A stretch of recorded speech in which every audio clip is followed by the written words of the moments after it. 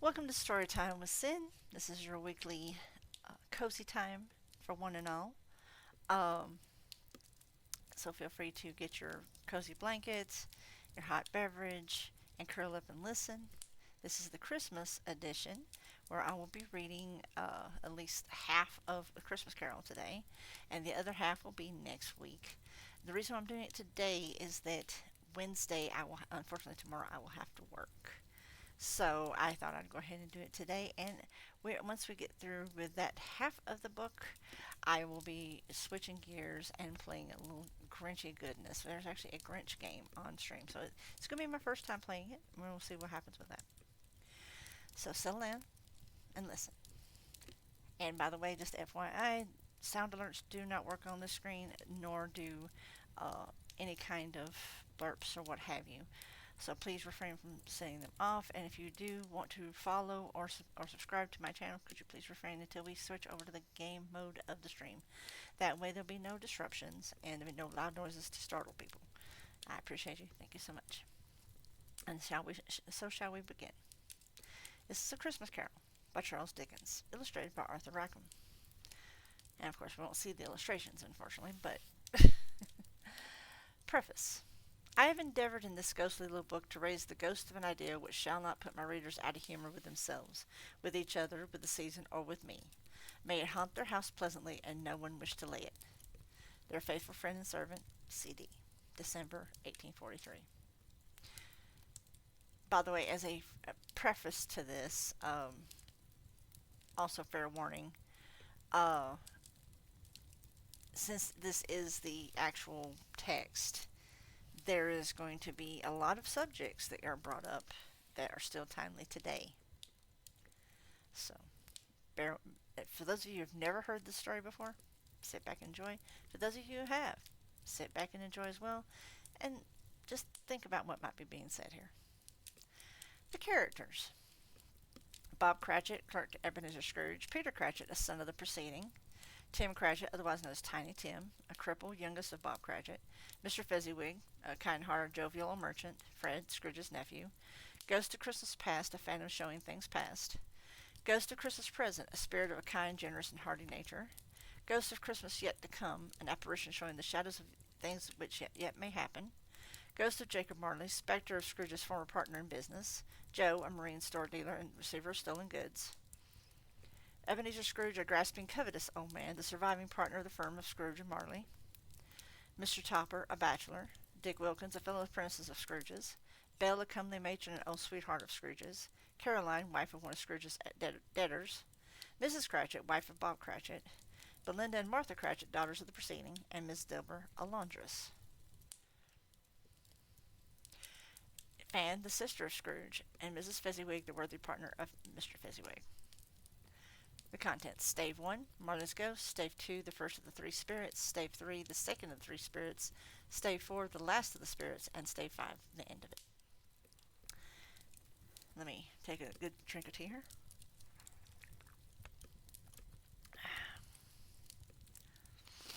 I'm trying to get in the headspace. Stave 1. I've always wondered if it's stave or staff, but I could be incorrect. Now let us begin. Marley was dead, to begin with. There is no doubt whatever about that. The register of his burial was signed by the clergyman, the clerk, the undertaker, and the chief mourner. Scrooge signed it, and Scrooge's name was good upon change for anything he chose to put his hand to. Old Marley was as dead as a doornail. Now mind, I don't mean to say that I know of my knowledge, but there is particularly dead about a doornail.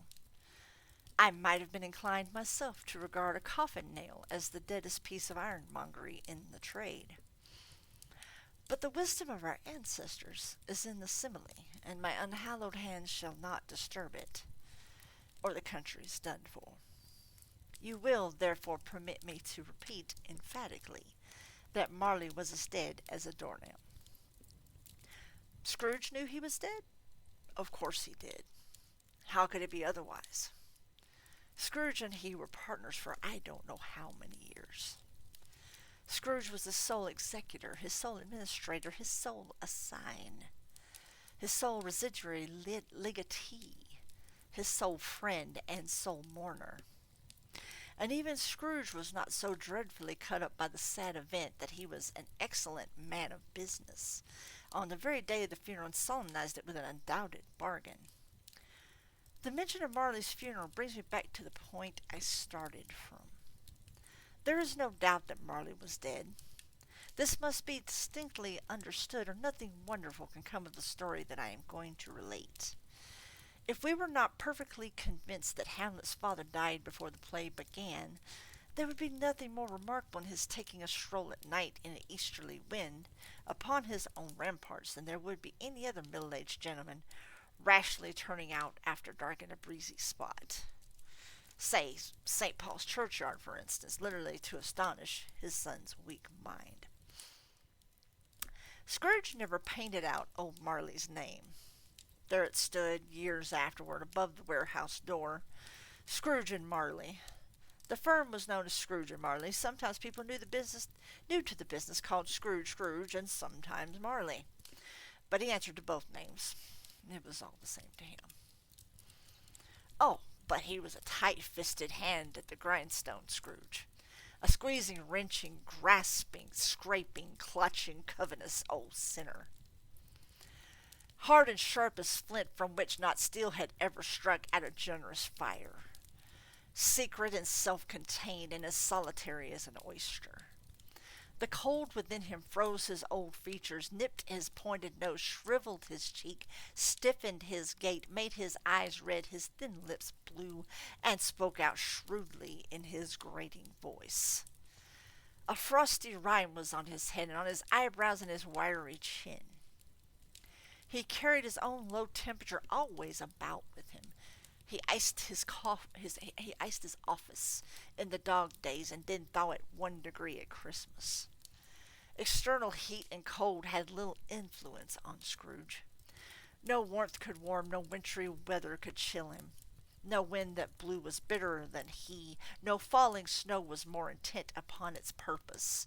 No pelting rain less open to entreaty. Foul weather didn't know where to have him. The heaviest rain and snow and hail and sleet could boast of the advantage over him in only one respect. They often came down handsomely, and Scrooge never did. Nobody ever stopped him in the street with gladsome looks. "My dear Scrooge, how are you? When will you come to see me?" No beggars implored him to bestow a trifle. No children asked him what it was o'clock. No man or woman ever once in all his life inquired the way to such and such a place of Scrooge. Even the blind men's dogs appeared to know him, and when they saw him coming, would tug their owners into doorways and up courts, and they would wag their tails as though they'd say, "No eye at all is better than evil eye, dark master." But what did Scrooge care? It was the very thing he liked. To edge his way along the crowded paths of life, warning all human sympathy to keep its distance, was what the knowing ones called nuts to Scrooge. Once upon a time, of all the good days in the year, on Christmas Eve, old Scrooge sat busy in his counting house. It was cold, bleak, biting weather, foggy withal, and he could hear the people in the court outside going wheezing up and down, beating their hands upon their breasts and stamping their feet on the pavement stones to warm them. The city clocks had only just gone 3, but it was quite dark already.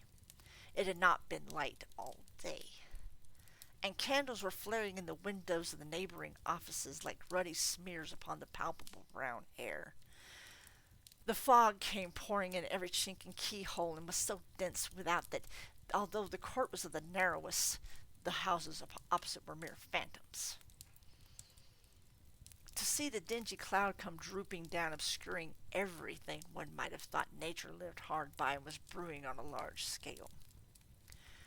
The door of Scrooge's counting house was open, that he might keep his eye upon his clerk, who in a dismal little cell beyond, a sort of tank, was copying letters. Scrooge had a very small fire, but the clerk's fire was so very much smaller that it looked like one coal. But he couldn't replenish it. for Scrooge kept the coal box in his own room, and so surely as the clerk came in with the shovel, the master predicted that it would be necessary for them to part. Wherefore the clerk put on his white comforter and tried to warm himself at the candle, in which effort, not being a man of strong imagination, he failed. "A Merry Christmas, Uncle! God save you!" cried a cheerful voice. It was the voice of Scrooge's nephew, who came upon him so quickly that this was the first intimation of his approach. "Bah!" said Scrooge. "Humbug!" He had heated himself with rapid walking in the fog and frost, this nephew of Scrooge's, that he was all in a glow. His face was ruddy and handsome, his eyes sparkled, and his breath smoked again.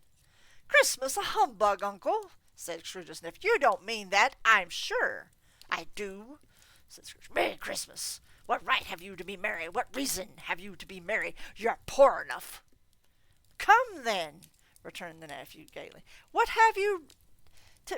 right have you to be dismal? What reason have you to be morose? You are rich enough."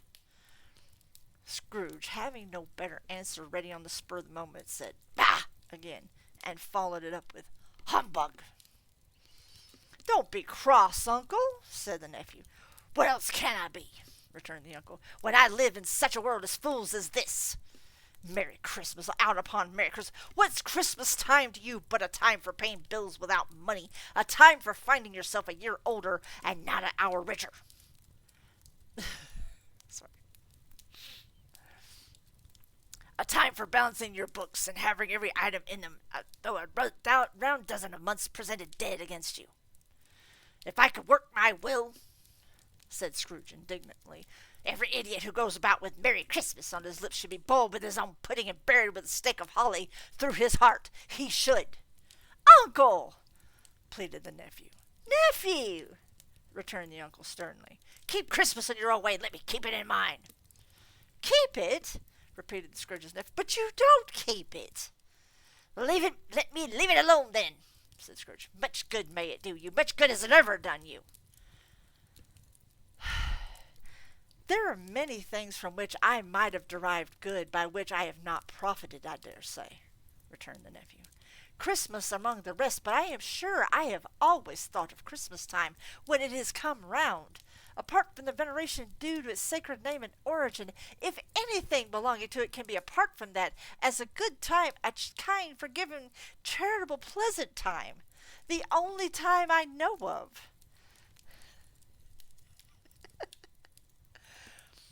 In the long calendar of year, when men and women seem by one consent to open their shut-up hearts freely, and to think of people below them as if they were really their fellow passengers to the grave, and not another race of creatures bound on other journeys. And therefore, Uncle, though it has never put a scrap of gold or silver in my pocket, I believe that it has done me good, and will do me good, and I say God bless it." AJ, sorry about that. Which way is to the catering? How you doing? The clerk in the tank involuntarily applauded. Becoming immediately sensible of the impropriety, he poked the fire and extinguished the last frail spark forever. "Let me hear another sound from you," said Scrooge, "and you'll keep your Christmas by losing your situation.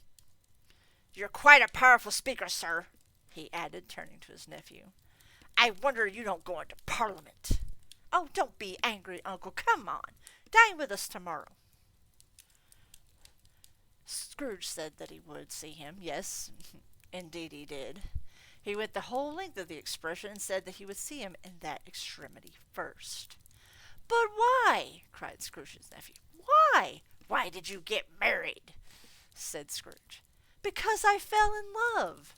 "Because you fell in love," growled Scrooge, as if that were the only thing in the world more ridiculous than a Merry Christmas. "Good afternoon." "Nay, Uncle, but you never came to see me before that happened. Why give it as a reason for not coming now?" "Good afternoon," said Scrooge. "I want nothing from you. I ask nothing of you. Why cannot we be friends?" "Good afternoon," said Scrooge. "I am sorry with all my heart to find you so resolute. We have never had any quarrel to which I have been a party, but I have made the trial in homage to Christmas, and I'll keep my Christmas humor to the last. So a Merry Christmas, Uncle." "Good afternoon," said Scrooge. "And a Happy New Year." "Good afternoon," said Scrooge. His nephew left the room without an angry word notwithstanding. He stopped at the outer door to bestow the greetings of the season on the clerk, who, cold as he was warmer than Scrooge, for he returned them cordially. "There's another fellow," muttered Scrooge, who overheard him. "My clerk with 15 shillings a week and a wife and a family talking about a Merry Christmas. Out, tired of Bedlam."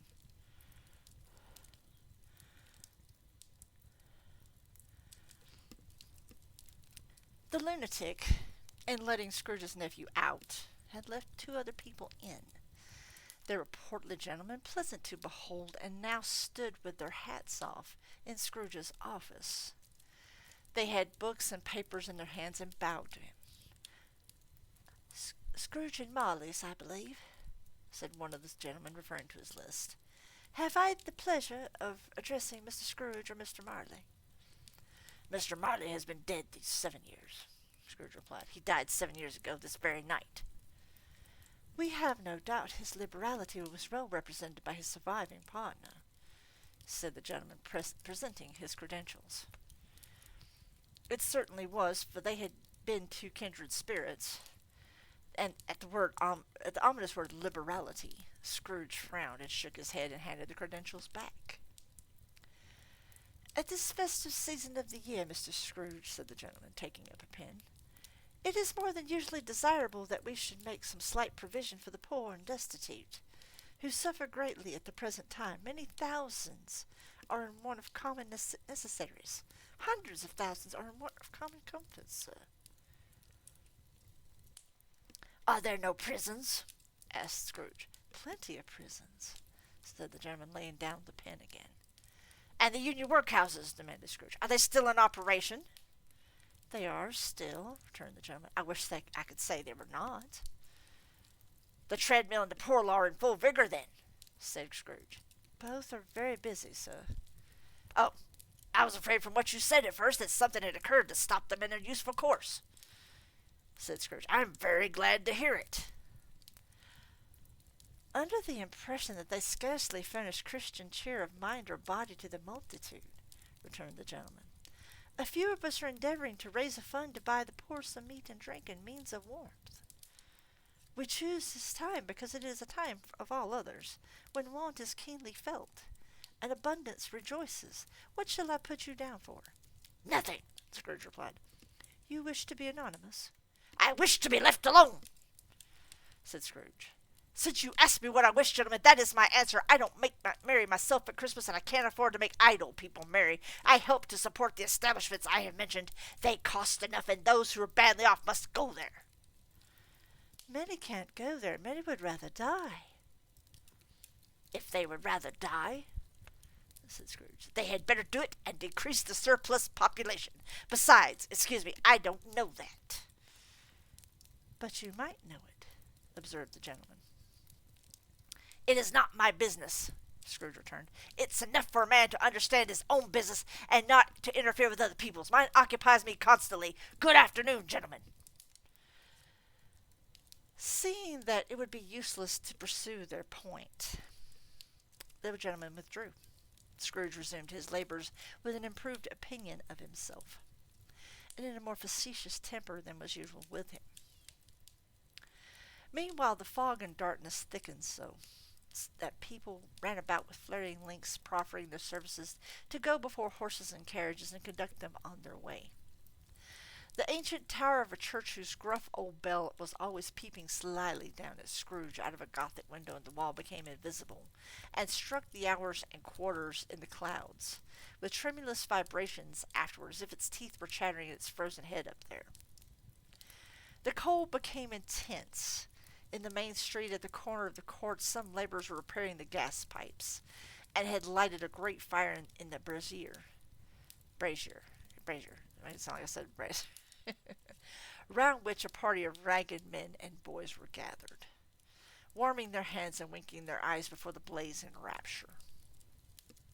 The water plug being left in solitude, its overflowing suddenly congealed and turned into misanthropic ice. The brightness of the shops, where holly sprigs and berries crackled in the lamp heat of the windows, made pale faces ruddy as they passed. Politers' and grocers' trades became a splendid joke. a glorious pageant with which it was next to impossible to believe that such dull principles as bargain and sale had anything to do. The Lord Mayor, in the stronghold of the mighty mansion house, gave orders to his 50 cooks and butlers to keep Christmas as a Lord Mayor's household should, and even the little tailor whom he had fined 5 shillings on the previous Monday for being drunk and bloodthirsty in the streets stirred up tomorrow's pudding in his garret, while his lean wife and babies sallied out to buy the beef. Foggier yet and colder. Piercing, searching, biting cold. If the good St.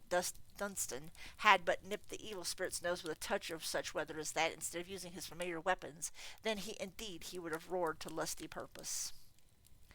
The owner of one scant young nose, gnawed and mumbled by the hungry cold as bones are gnawed at by dogs, stooped down at Scrooge's keyhole to regale him with a Christmas carol.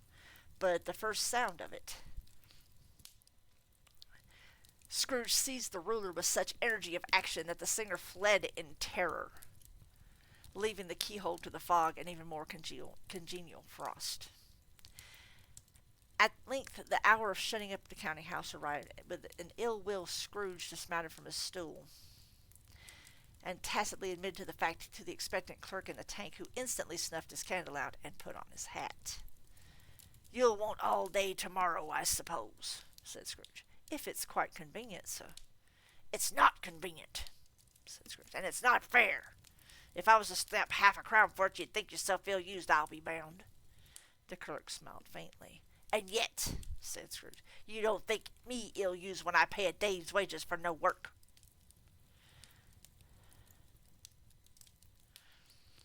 The clerk observed that it was only once a year. "A poor excuse for picking a man's pocket every 25th of December," said Scrooge, buttoning his greatcoat to his chin. "But I suppose you must have the whole day, be here all the earlier the next morning." The clerk promised that he would, and Scrooge walked out with a growl. The office was closed in a twinkling, and the clerk, with the long ends of his white comforter dangling below his waist, for he boasted no great cloak,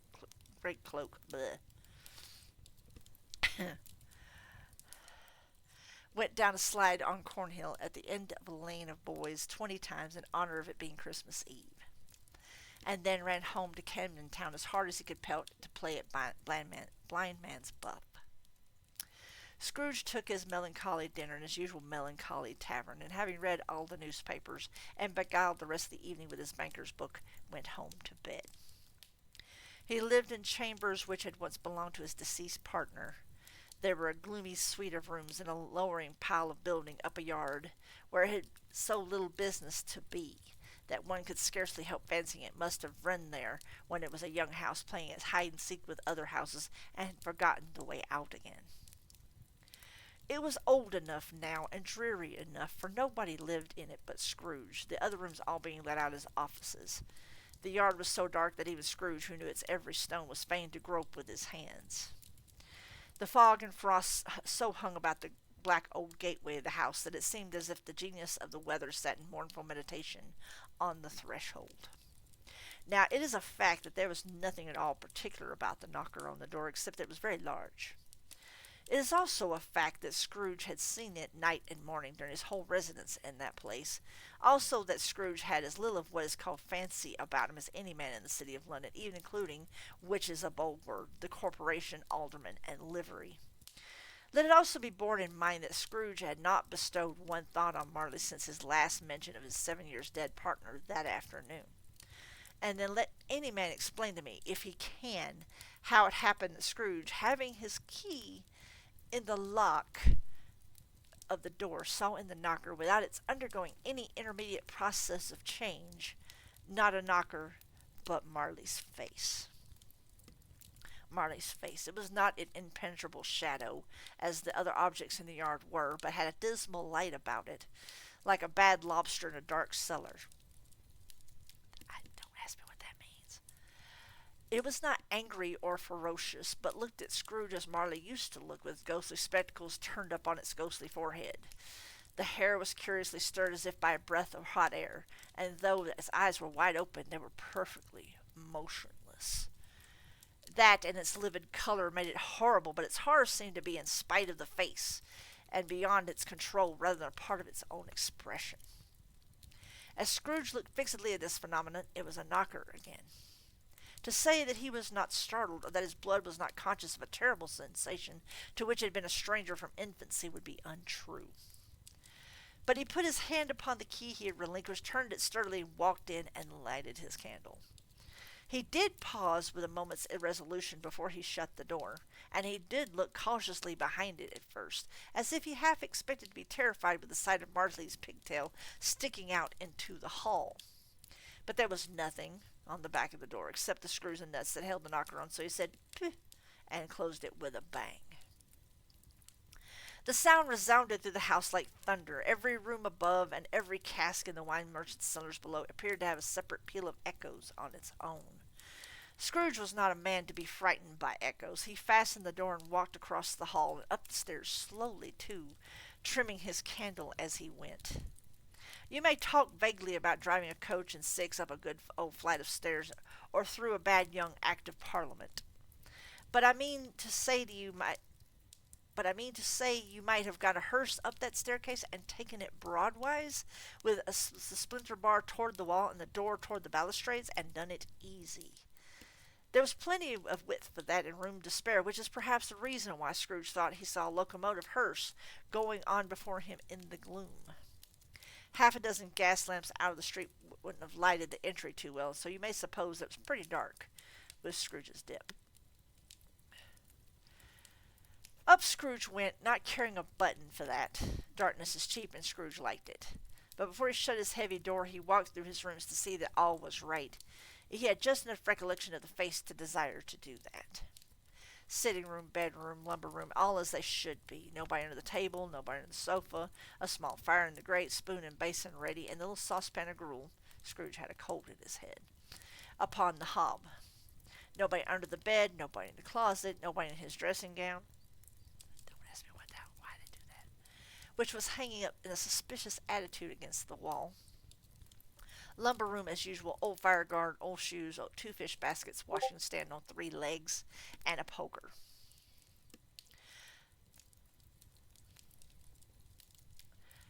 Quite satisfied, he closed his door and locked himself in.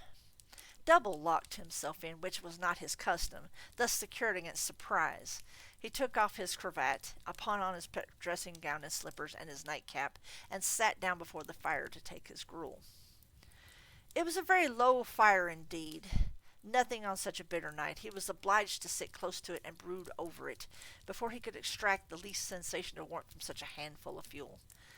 The fireplace was an old one. Give me one moment. Let me turn that down just a touch. It still seems a bit loud. There we go. That's better. The fireplace was an old one, built by some Dutch merchant long ago, and paved all around with quaint Dutch tiles, designed to illustrate the scriptures. There were Cains and Abels, Pharaoh's daughters, queens of Sheba, angelic messengers descending through the air on clouds like feather beds, Abrahams, Belshazzars, apostles putting off to sea in butter boats, hundreds of figures to attract his thoughts. And yet that face of Marley, 7 years dead, came like the ancient prophet's rod and swallowed up the whole. If each smooth tile had been a blank at first, with power to shape some picture on its surface from the disjointed fragments of his thoughts, there would be a copy of old Marley's head on every one. "Humbug!" said Scrooge, and walked across the room. After several turns he sat down again. As he threw his head back in the chair, his glance happened to rest upon a bell, a disused bell, that hung in the room, and communicated for some purpose, now forgotten, with a chamber in the highest story of the building. It was with great astonishment and with a strange, inexplicable dread that, as he looked, he saw his bell begin to swing. It swung so softly in the outset that it scarcely made a sound, but soon it rang out loudly, and so did every bell in the house. This might have lasted half a minute or a minute, but it seemed an hour. The bells ceased, and as they begun together, they were succeeded by a clanking noise deep down below, as if some person were dragging a heavy chain over the casks in the wine merchant's cellar. Scrooge then remembered to have heard that ghosts in haunted houses were described as dragging chains. The cellar door flew open with a booming sound, and then he heard the noise much louder on the floors below, then coming up the stairs, then coming straight to his door. It's humbug still, said Scrooge. I won't believe it. Why is it that I feel like I'm channeling my inner man when I do that? Sorry, I had to break character for just a second because it just comes off as vintage Vince. I need to take a drink. It's like you're fired.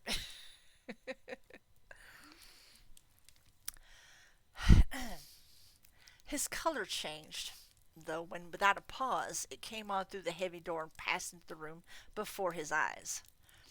Upon its coming in, the dying flame leaped up as though it cried, I know him, Marley's ghost, and fell again. The same face, the very same. Marley in his pigtail, usual waistcoat, tights, and boots, the tassels on the latter bristling, like his pigtail and his coat skirts and the hair upon his head. The chain he drew was clasped about his middle. It was long and wound about him like a tail, and it was made, for Scrooge observed it closely, of cash boxes, keys, padlocks, ledgers, deeds, and heavy purses wrought in steel. His body was transparent, so that Scrooge, observing him and looking through his waistcoat, could see the two buttons on the coat behind. Scrooge had often heard said that Marley had no bowels, but he had never believed it until now. No, nor did he believe it even now. Though he looked the phantom through and through and saw it standing before him, though he felt the chilling influence of its death-cold eyes, and marked the very texture of the folded kerchief bound around his head and chin, which wrapper he had not observed before, he was still incredulous and fought against his senses. One second. Excuse me. How now? Said Scrooge, caustic and cold as ever. What do you want with me? Much! Marley's voice, no doubt about it. Who are you? Ask me who I was. Who were you, then? Said Scrooge, raising his voice. You're particular for a shade. He was going to say to a shade, but substituted this as more appropriate. In life, I was your partner, Jacob Marley. Can you sit down? Asked Scrooge, looking doubtfully at him. I can. Do it then. Scrooge asked the question because he didn't know whether a ghost so transparent might find himself in a condition to take a chair, and felt that in the event of its being impossible, it might involve the necessity of an embarrassing explanation. But the ghost sat down on the opposite side of the fireplace, as if he were quite used to it. You don't believe in me, observed the ghost. I don't, said Scrooge. What evidence would you have of my reality beyond that of your own senses? I don't know, said Scrooge. Why do you doubt your senses? Because, said Scrooge, a little thing affects them. A slight disorder of the stomach makes them cheats. You may be an undigested bit of beef, a blot of mustard, a crumb of cheese, a fragment of an underdone potato. There's more gravy than of grave about you, whatever you are.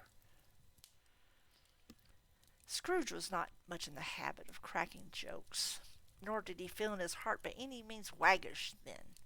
The truth is that he tried to be smart as a means of distracting his own attention and keeping down his terror, for the spectre's voice disturbed the very marrow in his bones. To sit staring at those fixed, glazed eyes in silence for a moment would play Scrooge felt to the very deuce with him. There was something very awful, too, in the spectre's being provided with an infernal atmosphere of its own. Scrooge could not feel it himself, but this was clearly the case. For though the ghost sat perfectly motionless, its hair and skirts and tassels were still agitated, as by the hot vapor from an oven. You see this toothpick? Said Scrooge, returning quickly to the charge for the reason just assigned, and wishing, though it were only for a second, to divert the vision's stony gaze from himself. I do, replied the ghost. You're not looking at it, said Scrooge. But I see it, said the ghost, notwithstanding. Well, returned Scrooge, I have but to swallow this, and be for the rest of my days persecuted by a legion of goblins, all of my own creation. Humbug, I tell you, humbug! At this the spirit raised a frightful cry and shook its chain with such a dismal and appalling noise, that Scrooge held on tight to his chair to save himself from falling in a swoon. But how much greater was his horror when the phantom, taking off the bandage around his head, as if it were too warm to wear indoors, its lower jaws dropped down upon its breast. Scrooge fell upon his knees and clasped his hands before his face. "Mercy!" he said. "Dreadful apparition, why do you trouble me?" "Man of the worldly world, man of the worldly mind," replied the ghost, "do you believe in me or not?" "I do," said Scrooge. "I must, but why do spirits walk the earth, and why do they come to me?" "It is required of every man," the ghost returned, "that the spirit within him should walk abroad among his fellow men and travel far and wide. And if that spirit goes not forth in life, it is condemned to do so after death. It is doomed to wander through the world. Oh, woe is me! And witness what it cannot share, but might have shared on earth and turned to happiness." Again the spectre raised a cry and shook its chain and wrung its shadowy hands. "You are fettered," said Scrooge, trembling. "Tell me why." "I wear the chain I forged in life," replied the ghost. "I made it link by link and yard by yard. I girded it on of my own free will, and of my own free will I wore it. Is its pattern strange to you?" Scrooge trembled more and more. "Or would you know," pursued the ghost, "the weight and length of the very strong coil you bear yourself? It was full and heavy, and as long as this 7 Christmas Eves ago. You have labored on it since. It is a ponderous chain." Scrooge glanced about him on the floor in the expectation of finding himself surrounded by some 50 or 60 fathoms of iron cable, but he could see nothing. "Jacob," he said imploringly. "Oh, Jacob, Arthur, tell me more. Speak comfort to me, Jacob." "I have none to give," the ghost replied. "It comes from other regions, Ebenezer Scrooge, and it is conveyed by other ministers to other kinds of men. Nor can I tell you what I would. A very little more is all permitted to me. I cannot rest. I cannot stay. I cannot linger anywhere. My spirit never walked beyond our counting house. Mark me. In life, my spirit never roved beyond the narrow limits of our money-changing hole, and weary journeys lie before me." It was a habit of Scrooge, wherever he became thoughtful, to put his hands in his breeches pockets, pondering on what the ghost had said. He did so now, but without lifting up his eyes or getting off his knees. "You must have been very slow about it, Jacob," Scrooge observed in a businesslike manner, though with humility and deference. "Slow?" the ghost repeated. "7 years dead," mused Scrooge, "and traveling all the time." "The whole time," said the ghost. "No rest, no peace, incessant torture of remorse." "You travel fast," said Scrooge. "On the wings of the wind," replied the ghost. The ghost, on hearing this, set up another cry and clanked its chain so hideously in the dead silence of the night that the ward would have been justified in indicting it for a nuisance. "O captive, bound and double ironed," cried the phantom, "not to know the ages of incessant labor by immortal creatures, for this earth must pass into eternity before the good of which it's susceptible is all developed. Not to know that any Christian spirit working kindly in its little sphere, whatever it may be, will find its mortal life too short for its vast means of usefulness. Not to know that no space of regret can make amends for one's life's opportunities misused. Yet such was I. Oh, such was I." "But you were always a good man of business, Jacob," faltered Scrooge, now began to apply this to himself. "Business!"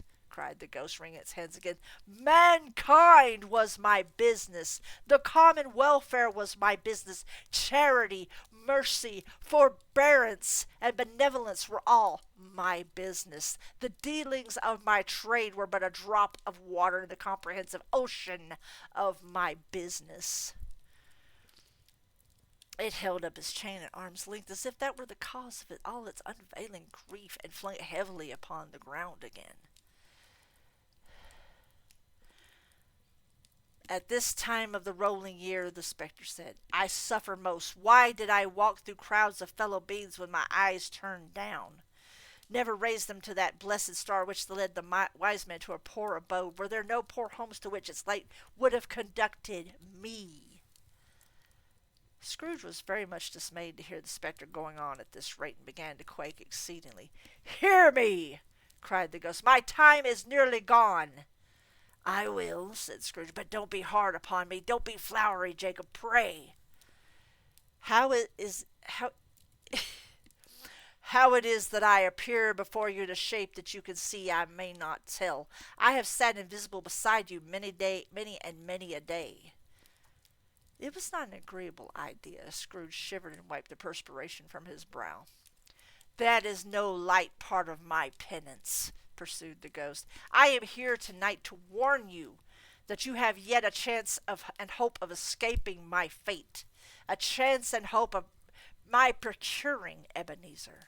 You were always a good friend to me, said Scrooge. Thank ye. You will be haunted, resumed the ghost, by 3 spirits. I did the 2, I'm sorry. Scrooge's countenance fell almost as low as the ghost's had done. Is that the chance you mentioned, Jacob? He demanded in faltering voice. It is. I think I'd rather not, said Scrooge. Without their visits, said the ghost, you cannot hope to shun the path I tread. Expect the first tomorrow when the bell tolls 1. Couldn't I take them all at once and have it over, Jacob? Hinted Scrooge. Expect the second on the next night at the same hour, the third upon the next night when the last stroke of 12 has ceased to vibrate.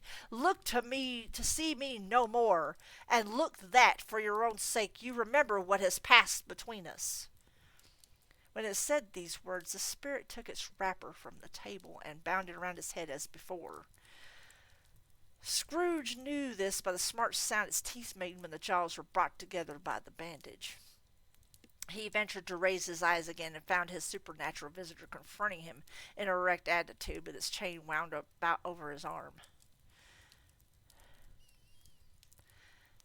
I have to pause right here, unfortunately, because there is an ad break right quick. Give me 1 moment. I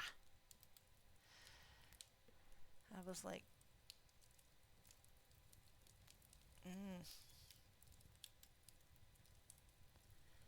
Let's see.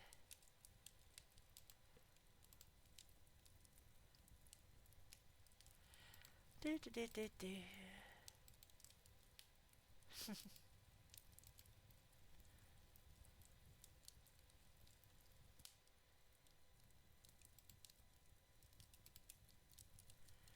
I'm just pausing for the cows here. And also just kind of take a little break from my voice because I'm having to swap a lot. And I am sorry for that.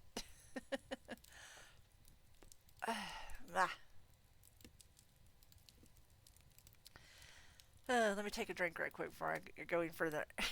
I can't believe I've been drinking for almost 50 minutes. Good Lord. I did not realize I would be so passionate with this. It's a passion project. I've been looking forward to this all fucking year. I was like, I'm going to do Christmas Carol for these guys, and I'm going to do it with all the roar. It doesn't help that it actually kind of got warm today in here. It doesn't feel very Christmassy. But like I said, somehow I'm channeling my inner man when I do Scrooge. I don't know why, but I guess it's appropriate if you think about it. And Jay, so glad to see you. I appreciate you dropping in. Sorry I couldn't acknowledge much. I do apologize. Whew. And this is just the first chapter. Or the first stave, as it were. I have missed a line or two because they put them underneath the. If you could see what I see, um, sometimes they actually put lines underneath the illustrations, and I missed one by accident. Yikes! But I'm sure it's fine. Oops.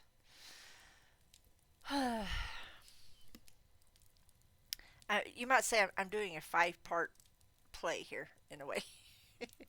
There's a reason why I played the Ghost of Future of the Future of Christmas Future. There's a reason for that. And welcome back from the ad break. Back on track. The apparition walked backward from him, and at every step it took, the window raised itself a little so that when the spectre reached it, it was wide open.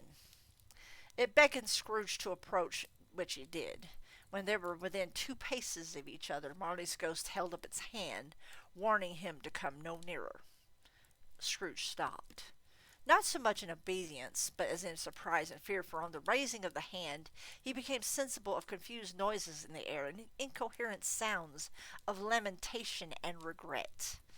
Wailings inexpressibly sorrowful and self-accusatory. The spectre, after listening for a moment, joined in the mournful dirge and floated out upon the bleak, dark night. Scrooge followed to the window. Desperate in his curiosity, he looked out.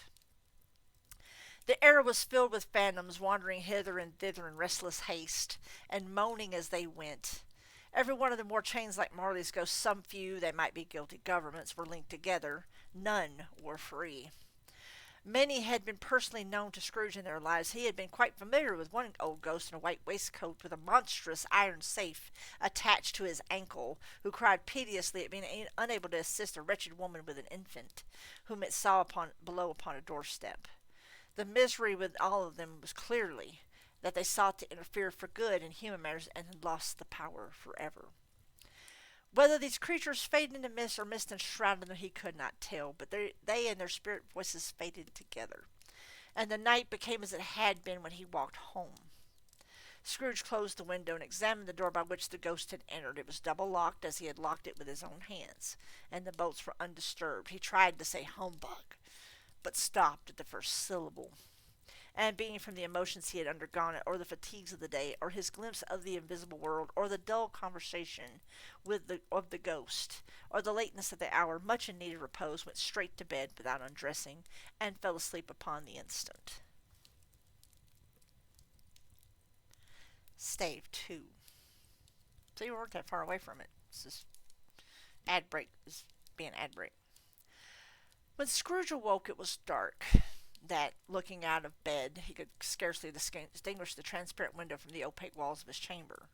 He was endeavoring to pierce the darkness with his ferret eyes when the chimes of a neighboring church struck the 4 quarters, so he listened for the hour.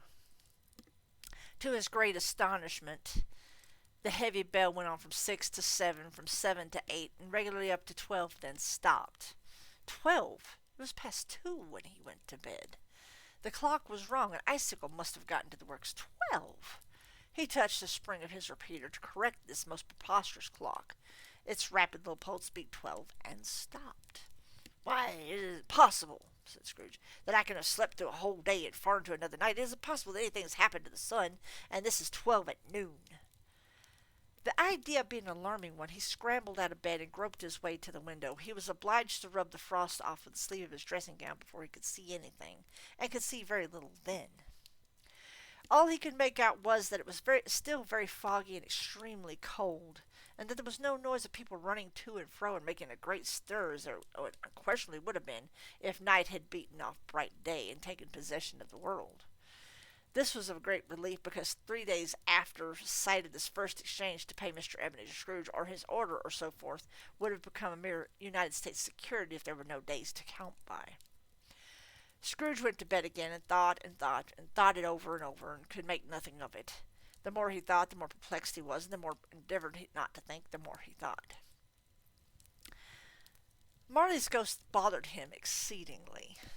Every time he resolved within himself, after mature inquiry, that it was all a dream, his mind flew back again like a strong spring released to its first position, and presented the same problem to be worked all through. Was it a dream or not? Scrooge lay in this state until the chime had gone 3 quarters more, when he remembered, on a sudden, that the ghost had warned him of visitation when the bell tolled 1.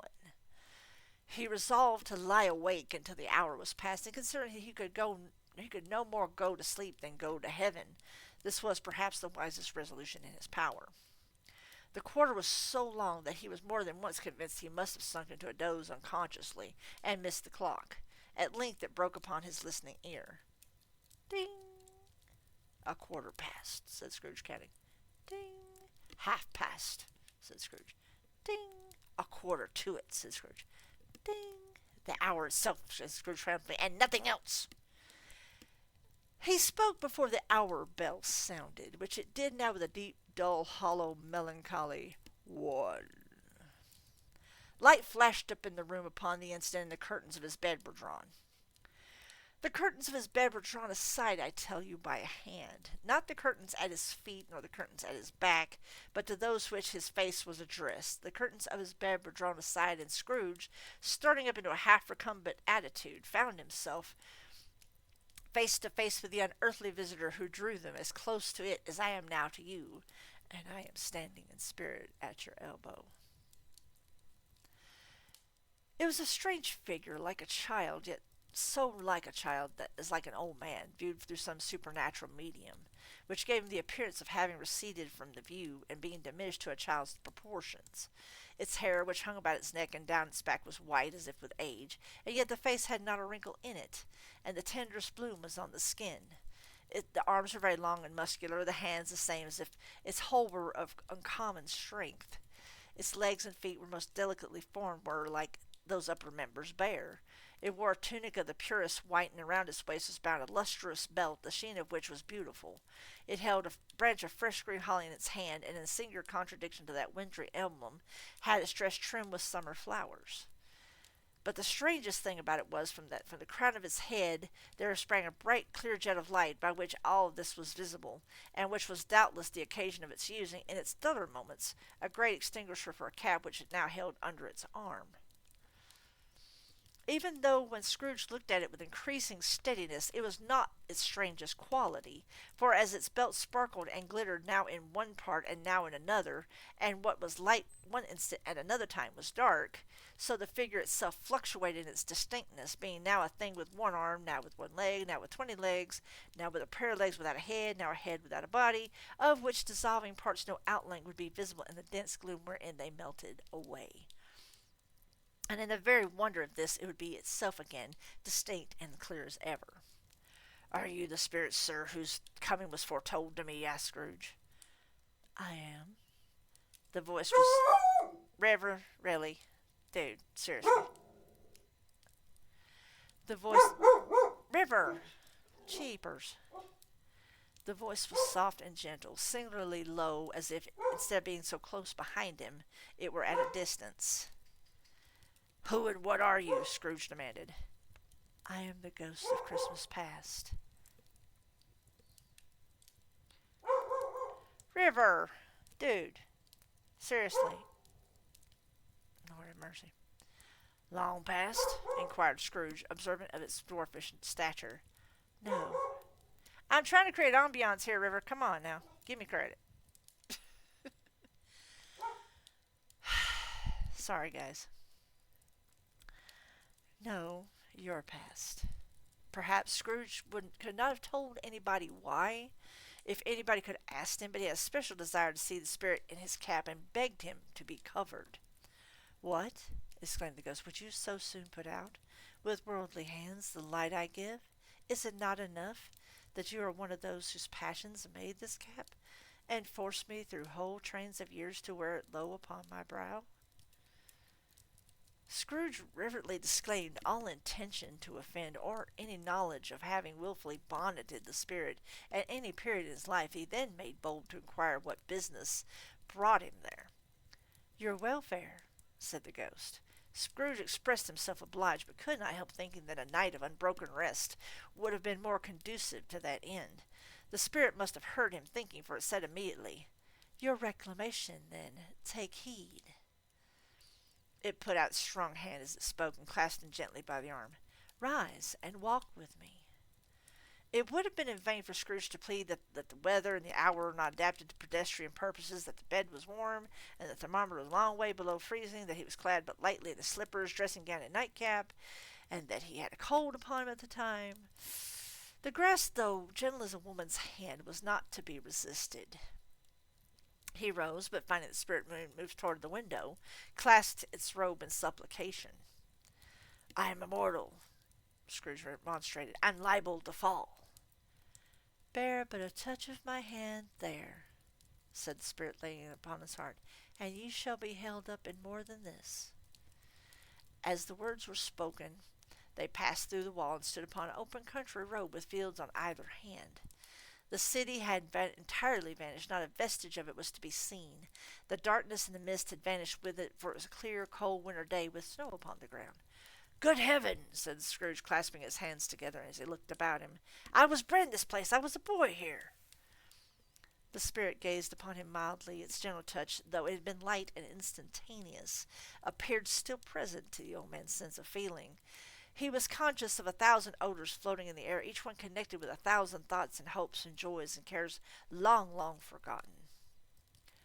Give me one second, I gotta take a drink. This graveliness is starting to get to me.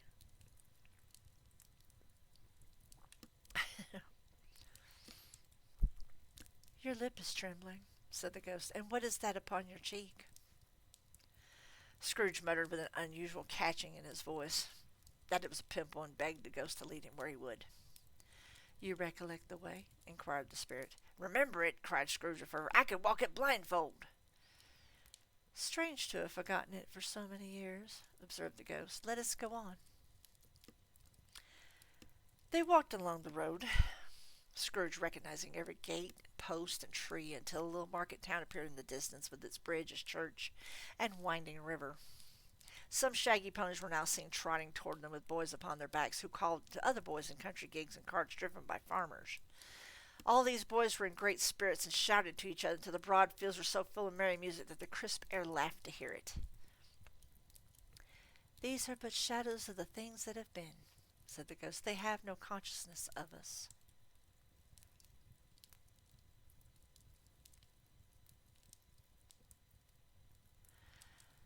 The jocund travelers came on, and as they came, Scrooge knew and named them every one. Why was he rejoiced beyond all bounds to see them?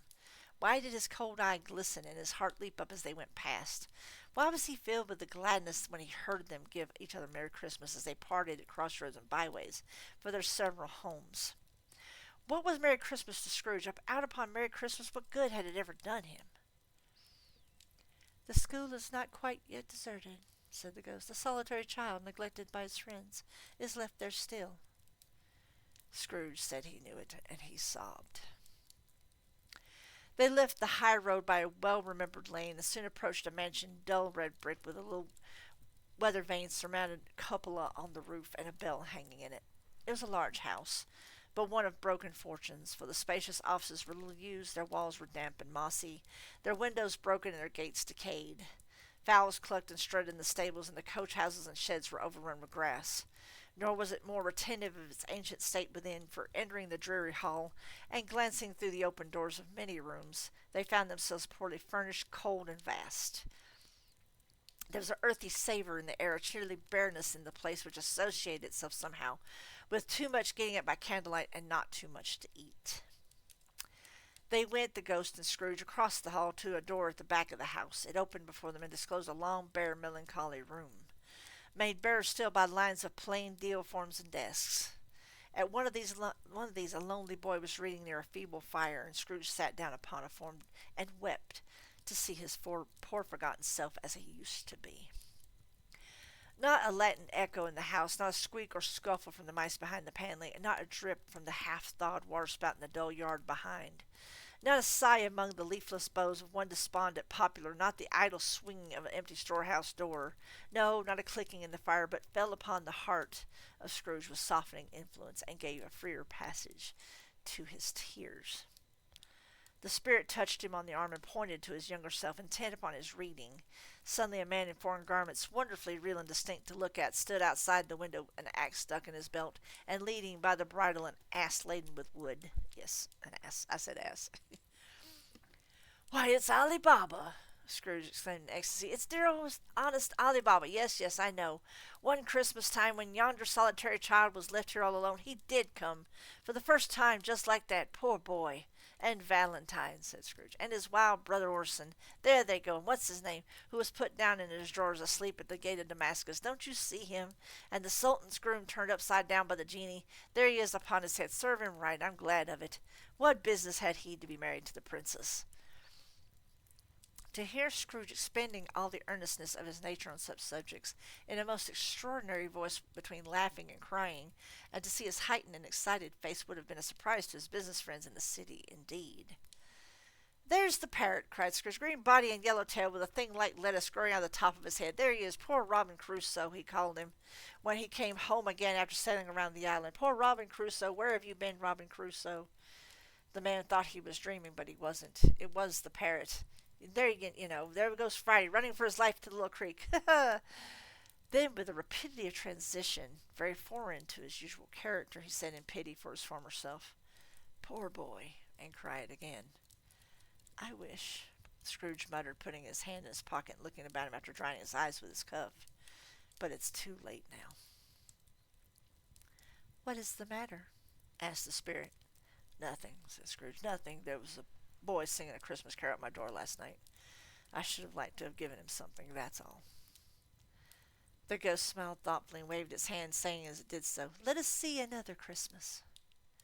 Scrooge's former self grew larger at the words, and the room became a little darker and more dirty. The panels shrunk, the windows cracked, fragments of plaster fell out of the ceiling,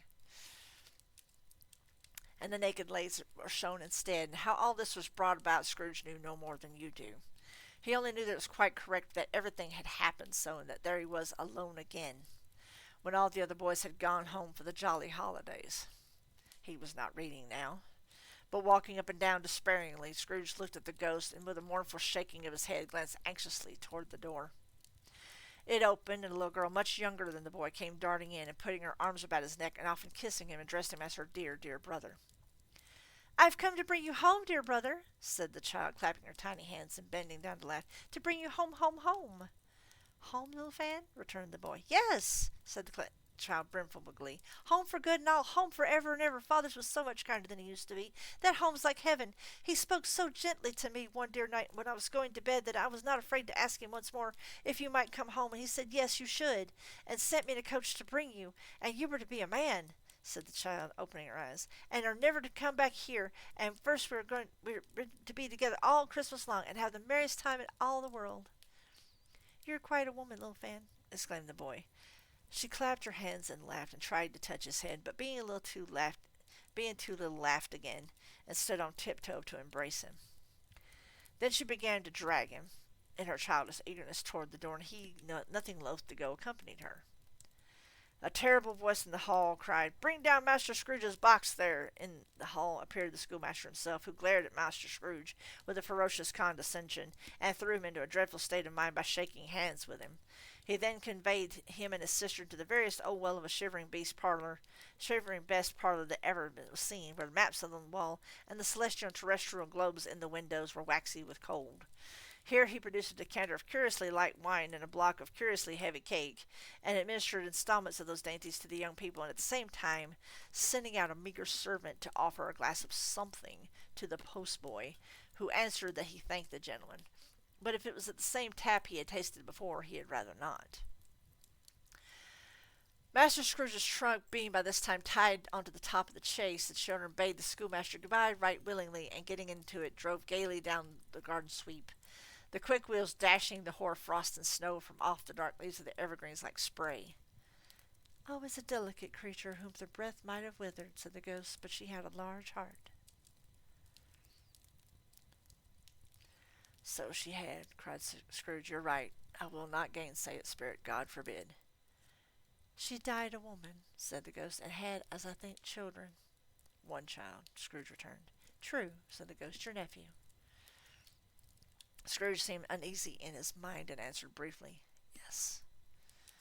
Although they had But that moment left the school behind them. They were now in the busy thoroughfares of a city, where shadowy passengers passed and repassed, where shadowy carts and coaches battled for the way, and all the strife and tumult of a real city were. And it was made plain enough by the dressing of the shops that here too it was Christmas time again, but it was evening and the streets were lighted up. The ghost stopped at a certain warehouse door and asked Scrooge if he knew it. Know it, said Scrooge. Was I apprenticed here? They went in, and at the sight of an old gentleman in a Welsh wig sitting behind such a high desk that if he had been 2 inches taller he must have knocked his head against the ceiling. Scrooge cried in great excitement, "Why, it's old Fezziwig! Bless his heart, it's Fezziwig alive again!" Old Fezziwig laid down his pen and looked up at the clock, which pointed to the hour of 7. He rubbed his hands, adjusted his capacious waistcoat, laughed all over himself, from his shoes to his organ of benevolence, and called out, in a comfortable, oily, rich, fat, jovial voice, "Yo-ho there, Ebenezer!" Scrooge's former self, now a grown young man, came briskly in, accompanied by his fellow apprentice. "Dick Wilkins, to be sure," said Scrooge to the ghost. "Bless me, yes, there he is. He was very much attached to me." I can't do this line straight. I'm sorry. I think he did that completely on purpose. I cannot finish that line. Forgive me, but there's too much double entendre in there. "Yo-ho, my boys," said Fezziwig. "No more work tonight, Christmas Eve. Christmas, Ebenezer." "Let's have the shutters up," cried old Fezziwig with a sharp clap of his hands, "before a man can say Jack Robinson." You wouldn't believe how those two fellows went at it. They charged into the street with shutters 1, 2, 3, had them up in their places 4, 5, 6, barred them and pinned them 7, 8, and 9, and came back before you got to 12, panting like racehorses. "Hi-ho!" cried old Fezziwig, skipping down from the high desk with a wonderful agility. "Clear away, my lads, and let's have lots of room here. Chirrup, Ebenezer." Clear away? There was nothing they wouldn't have cleared away, or couldn't have cleared away, with old Fezziwig looking on. It was done in a minute. Every movable was packed off as if it were dismissed from public life forevermore. The floor was swept and watered, the lamps were trimmed, the fuel was heaped upon the fire, and the warehouse was as snug and warm and dry and bright a ballroom as you would desire to see upon a winter's night. In came a fiddler with a music book and went up to the lofty desk and made an orchestra of it, and tuned like 50 stomach aches. In came Mrs. Fezziwig, one vast substantial smile. In came the 3 Miss Fezziwigs, beaming and lovable. In came the 6 young followers whose hearts they broke. In came all the young men and women employed in the business. In came the housemaid with her cousin the baker. In came the cook with her brother's particular friend the milkman. I never understood what that meant. A particular friend? Ayo. In came the boy from over the way, who was suspected of not having board enough from his master, trying to hide himself behind the girl from next door, but one who was proved to have had her ears pulled by her mistress. In they all came, one after another, some shyly, some boldly, some gracefully, some awkwardly, some pushing, some pulling. In all they came, and anyhow and everyhow, away they all went, 20 coupled at once, hands half round and back again the other way, down the middle and up again, round and round in various stages of affectionate grouping. Old top couples always turning up in the wrong place, new top couples starting off again as soon as they got there, all top couples at last, and not a bottom one to help them. When this result was brought about, old Fezziwig, clapping his hands to stop the dance, cried out, "Well done!" and the fiddler plunged his hot face into a pot of porter, especially provided for that purpose, but scorning rest upon his reappearance, he instantly began again, though there were no dancers yet, as if the other fiddler had been carried home exhausted on a shutter, and he were a brand new man, resolved to beat him out of sight or perish.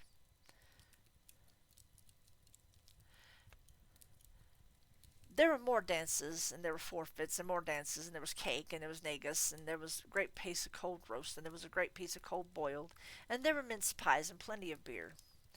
But the great effect of the evening came after the roast and boiled, when the fiddler, an artful dog, the sort of man who knew his business better than you and I could have told him, struck up Sir Roger de Coverley. Then old Fezziwig stood out to dance with Mrs. Fezziwig, top couple too, with a good stiff piece of work cut out for them. 3 or 4 or 20 pair of partners, people who were not to be trifled with, people who would dance and had no notion of walking. But if they had been twice as many, 4 times, old Fezziwig would have been a match for them, and so would Mrs. Fezziwig. As to her, she was worthy to be his partner in every sense of the term. If that's not high praise, tell me higher, and I'll use it. A positive light appeared to issue from Fezziwig's calves. They shone in every part of the dance like moons. You couldn't have predicted at any given time what would become of them next, and when old Fezziwig and Mrs. Fezziwig had gone all through the dance, advance and retire, both hands to your partner, bow and curtsy, corkscrew, thread the needle, and back again to your place. Fezziwig cut so deftly that he appeared to wink with his legs and came upon his feet again without a stagger. When the clock struck 11, this domestic ball broke up. Mr. and Mrs. Fezziwig took their stations, one on either side of the door, and shaking hands with every person individually as he or she went out, wished him or her a Merry Christmas. When everybody had retired but the two apprentices, they did the same to them. Thus the cheerful voices died away, and the lads were left to their beds, which were under a counter in the back shop.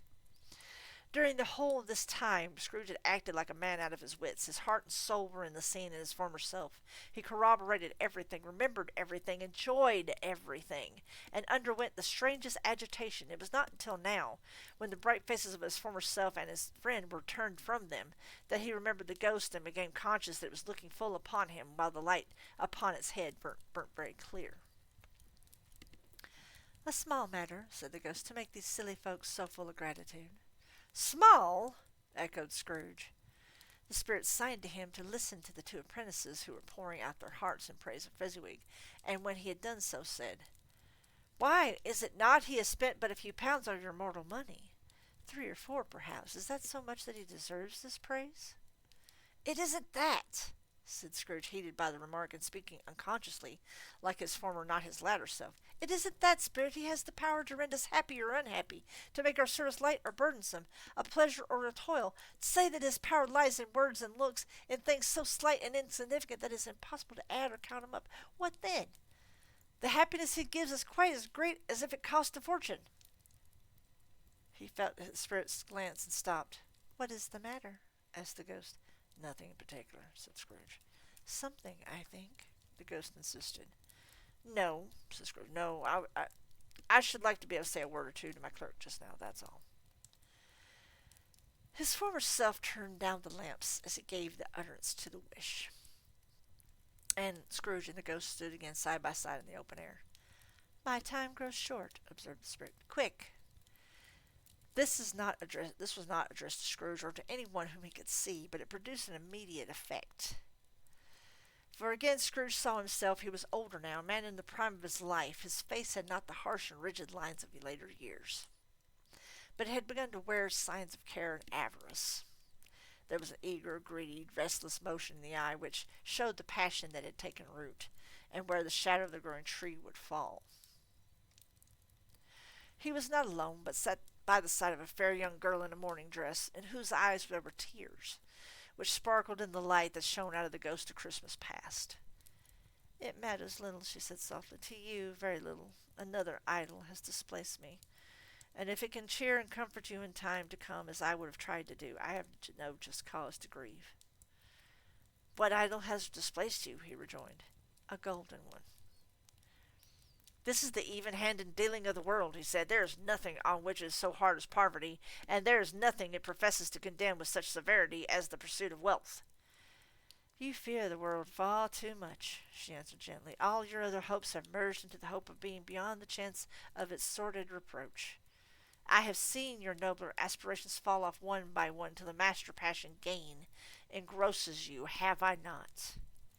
"What then?" he retorted. "Even if I have grown so much wiser, what then? I am not changed towards you." She shook her head. "Am I?" "Our contract is an old one. It was made when we were both poor and content to be so until in good season we could improve our worldly fortune by our patient industry. You are changed. When it was men, you were another man." "I was a boy," he said impatiently. "Your own feeling tells you you were not what you are," she returned. "I am. That which promised happiness when we were one in heart is fraught with misery now that we are two. How often and how keenly I have thought of this I will not say. It is enough that I have thought of it and can release you. Have I ever sought release? In words? No, never." "In what then?" "In a changed nature, in an altered spirit, in another atmosphere of life, another hope as its great end. In everything that made my love of any worth or value in your sight. If this had never been between us." said the girl, looking mildly but with steadiness upon him. Tell me you would seek me out and try to win me now. Oh, no. He seemed to yield to the justice of the supposition in spite of himself, but he said with a struggle, You think not. I would gladly think otherwise if I could, she answered. Heaven knows when I have learned a truth like this, I know how strong and irresistible it must be. But if you were free today, tomorrow, yesterday, can I ever believe that you would choose a dowerless girl, you who, in your very confidence with her, weigh everything by gain? Or choosing her if for a moment you were false enough to your one guiding principle to do so? Do I not know that your repentance and regret would surely follow? I do, and I release you with a full heart, for the love of him you once were. He was about to speak, but with her head turned from him, she resumed. You may. The memory of what is past half makes me hope you will have pain in this. A very, very brief time, and you will dismiss the recollection of it gladly, as an unprofitable dream from which it happened that you woke. May you be happy in the life you have chosen. She left, and they parted. Spirit, said Scrooge, show me no more. Conduct me home. Why do you delight to torture me? One shadow more, exclaimed the ghost. No more, cried Scrooge. No more. I don't wish to see it. Show me no more. But the relentless ghost pinioned him in both his arms and forced him to observe what happened next. They were in another scene and place, a room not very large or handsome, but full of comfort. Next to the winter fire sat a beautiful young girl, and so like that last that Scrooge believed it was the same till he saw her, now a comely matron, sitting opposite her daughter. The noise in this room was perfectly tumultuous, for there were more children than Scrooge in his agitated state of mind could count. And unlike the celebrated herd in the poem, there were not 40 children conducting themselves like one, but every child was conducting itself like 40. The consequences were uproarious beyond belief, and no one seemed to care. On the contrary, the mother and daughter laughed heartily, and enjoyed it very much, and the latter, soon beginning to mingle in the sports, got pillaged by the young brigands most ruthlessly. What would I not have given to be one of them, though I never could have been so rude. No, I wouldn't for the wealth of all the world have crushed that braided hair and torn it down. And for the precious little shoe, I wouldn't have plucked it off. God bless my soul to save my life. As to measuring her waist and sport as they did, bold young brute, I couldn't have done it. I should have expected my arm to have grown round it for a punishment and never come straight again. And yet I should have dearly liked, I own, to have touched her lips, to have questioned her, that she might have opened them, to have looked upon the lashes of her downcast eyes, and never raised a blush, to have let loose waves of hair, an inch of which would be a keepsake beyond price. In short, I should have liked, I do confess, to have the lightest license of a child, and yet to have been man enough to know its value. But now a knocking at the door was heard, and such a rush immediately ensued that she, with laughing face and plundered dress, was borne toward it in the center of a flushed and boisterous group, just in time to greet the father, who came home attended by a man laden with Christmas toys and presents. Then the shouting and the struggling, the onslaught that was made on the defenseless porter, the scaling him with chairs for ladders, to dive into his pockets, to spoil him of brown paper parcels, held on tight by his cravat, hug him around the neck, pummel his back, and kick his legs in irrepressible affection. The shouts of wonder and delight with which the development of every package was received, the terrible announcement that the baby had been taken in the act of putting a doll's frying pan into his mouth, and was more than suspected of having swallowed a fictitious turkey glued onto a wooden platter. The immense relief of finding this a false alarm. The joy, the gratitude, and the ecstasy, they are all indescribable alike. It is enough that by degrees the children in their emotions got out of the parlor, and by one stair at a time up to the top of the house, where they meant to bed, and so subsided.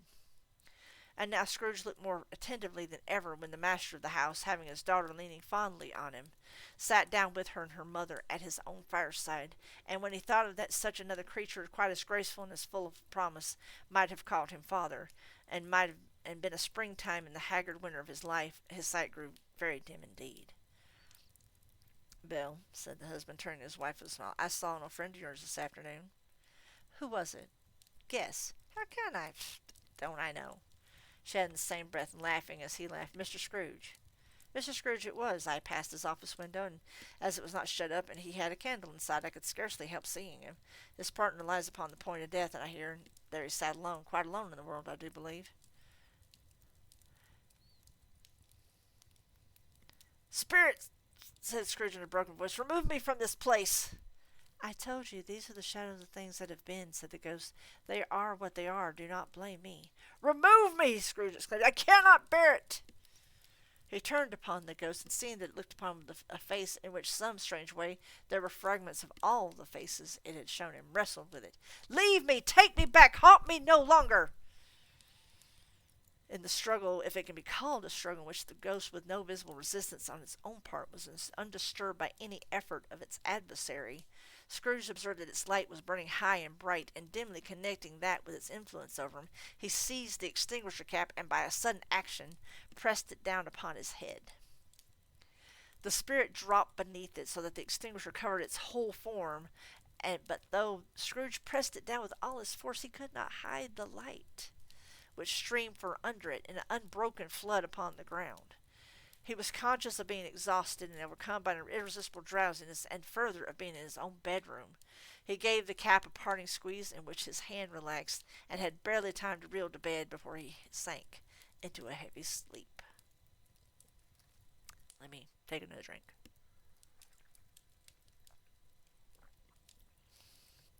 Stave 3.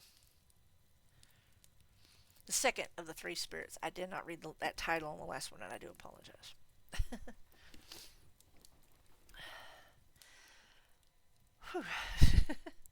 Awakening in the middle of a prodigiously tough snore, and sitting up in bed to get his thoughts together, Scrooge had no occasion to be told that the bell was again upon the stroke of 1.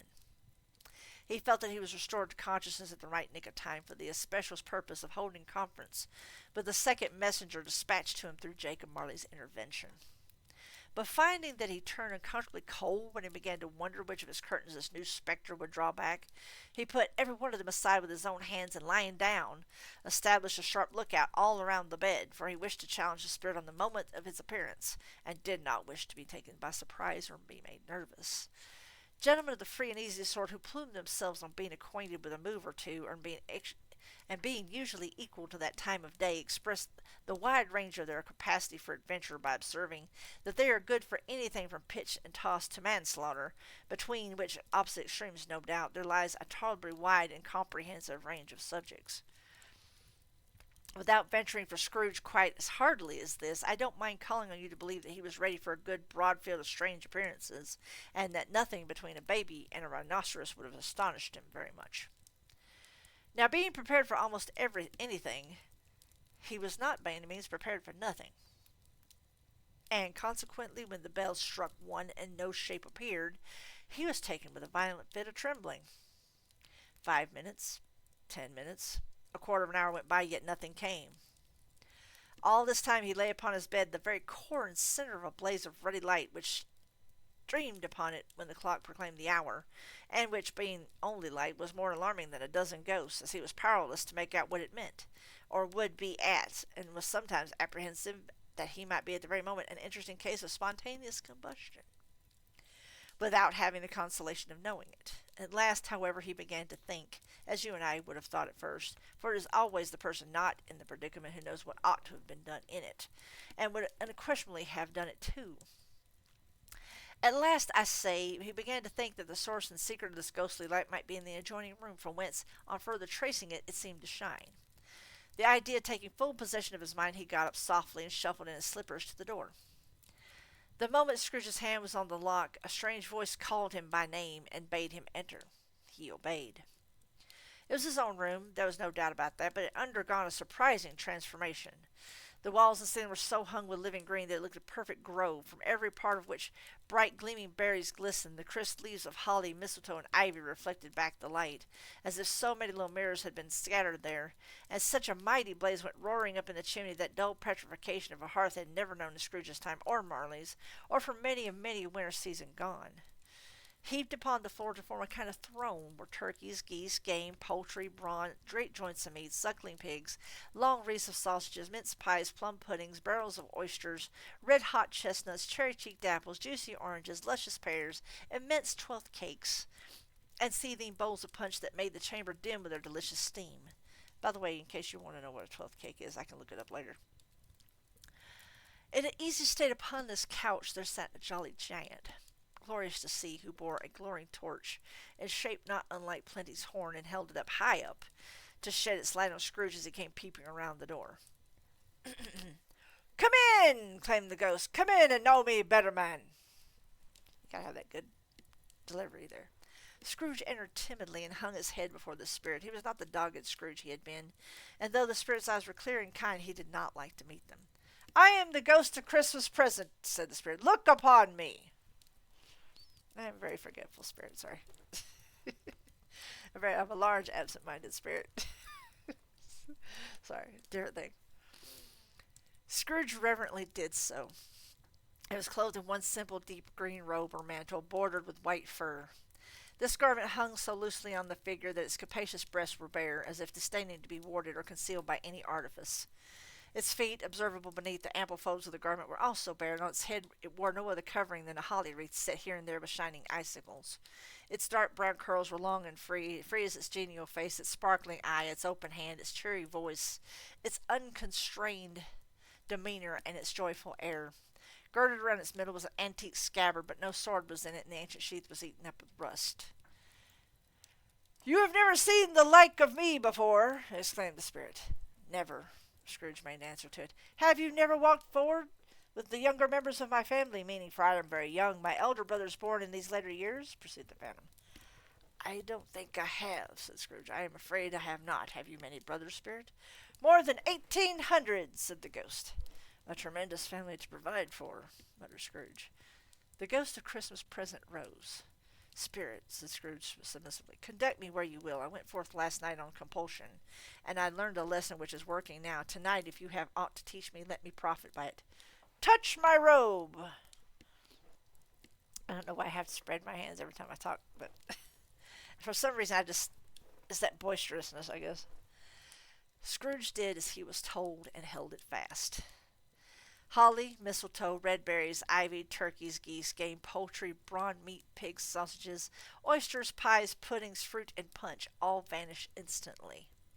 So did the room, the fire, the ruddy glow, the hour of night, and they stood in the city streets on Christmas morning, where, for the weather was severe, the people had made a rough but brisk and not unpleasant kind of music, in scraping the snow from the pavement in front of their dwellings, from the tops of their houses, and whence it was mad delight to the boys to see it come plumping down into the road below, and splitting into artificial little snowstorms.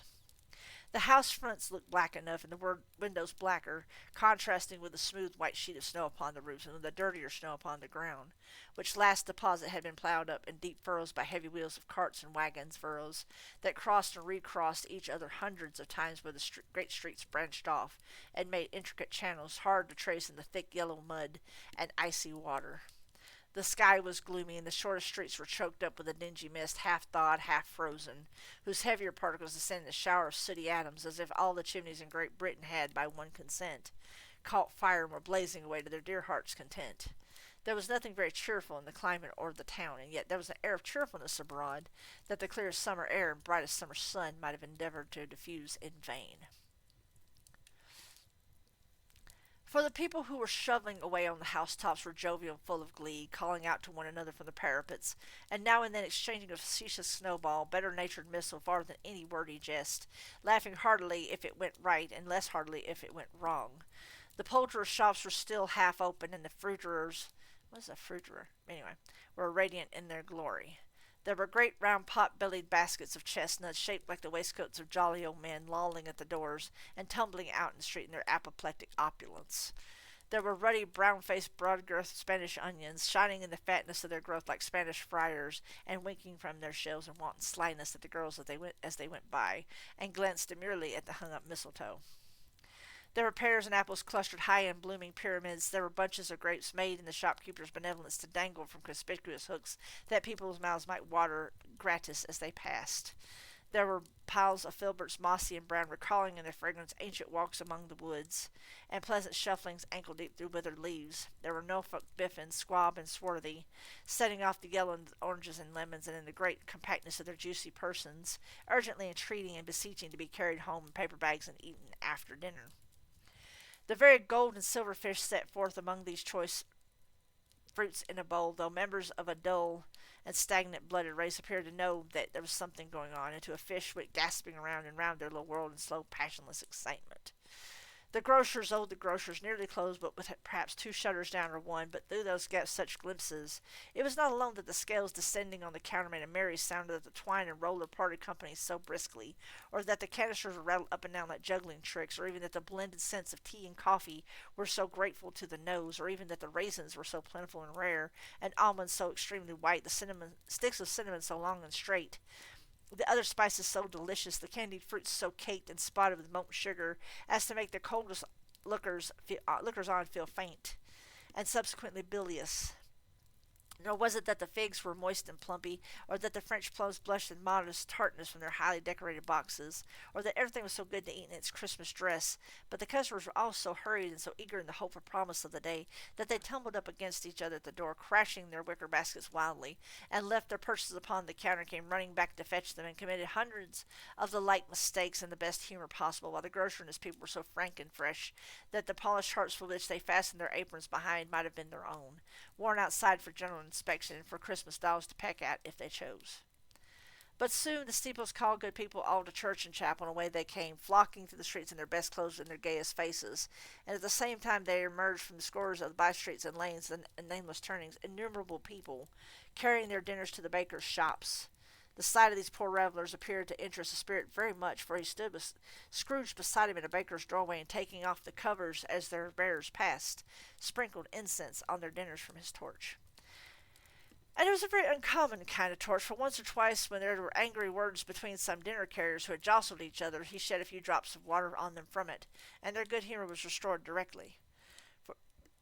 For they said it was a shame to quarrel upon Christmas Day, and so it was. God love it, so it was. In a time the bells ceased and the bakers were shut up, and yet there was a genial shadowing forth of all these dinners and the progress of their cooking, and the thawed blotch of wet above each baker's oven, where the pavement smoked as if the stones were cooking too. "Is there a peculiar flavor in what you sprinkle from your torch?" asked Scrooge. "There is. My own." "Would it apply to any kind of dinner on this day?" asked Scrooge. "To any kindly given, and to a poor one most." "Why to a poor one most?" asked Scrooge. "Because it needs it the most." "Spirit," said the Scrooge after a moment's thought, "I wonder, of all the beings in the many worlds about us, should desire to cramp these people's opportunities of innocent enjoyment." "I," cried the Spirit. "You would deprive them of their means of dining every seventh day, the only day on which they could be said to dine at all," said Scrooge, "wouldn't you?" "I," cried the Spirit. "You seek to close these places on the seventh day," said Scrooge, "and it comes to the same thing." "I seek!" exclaimed the Spirit. "Forgive me if I'm wrong. It has been done in your name, or at least that of your family," said Scrooge. "There are some upon this earth of yours," returned the Spirit, "who lay claim to know us, and who do their deeds of passion, pride, ill will, hatred, envy, bigotry, and selfishness in our name, who are as strange to us and all our kith and kin as if they had never lived. Remember that, and charge their doings on themselves, not us." Scrooge promised that he would, and they went on, invisible as they had been before, into the suburbs of the town. It was a remarkable quality of the ghost who Scrooge had observed at the baker's, that notwithstanding his gigantic size, he could accommodate himself to any place with ease, and that he stood beneath the low roof quite as gracefully and like a supernatural creature as it was possible he could have done in any lofty hall. And perhaps it was the pleasure the good Spirit had in showing off this power of his, or else it was his own kind, generous, hearty nature, and his sympathy with all poor men that led him straight to Scrooge's clerk. For there he went, and took Scrooge with him, holding to his robe, and on the threshold of the door the Spirit smiled and stopped to bless Bob Cratchit's dwelling with the sprinklings of his torch. Think of that! Bob had but 15 bob a week himself. He pocketed on Saturdays but 15 copies of his Christian name, and yet the ghost of Christmas present blessed his four-roomed house. Then up rose Miss Cratchit, Cratchit's wife, dressed out but poorly in a twice-turned gown, but brave in ribbons which are cheap and made a goodly show for sixpence. And she laid the cloth, assisted by Belinda Cratchit, second of her daughters, also brave in ribbons, while Master Peter Cratchit plunged a fork into the saucepan of potatoes, and getting the corners of his monstrous shirt collar, Bob's private property conferred upon his son and heir in honor of the day, into his mouth, rejoiced to find himself so gallantly attired, and yearned to show his linen in the fashionable parks. And now two smaller Cratchits, boy and girl, came tearing in, screaming that outside the baker's they had smelt the goose and known it for their own, and basking in luxurious thoughts of sage and onion.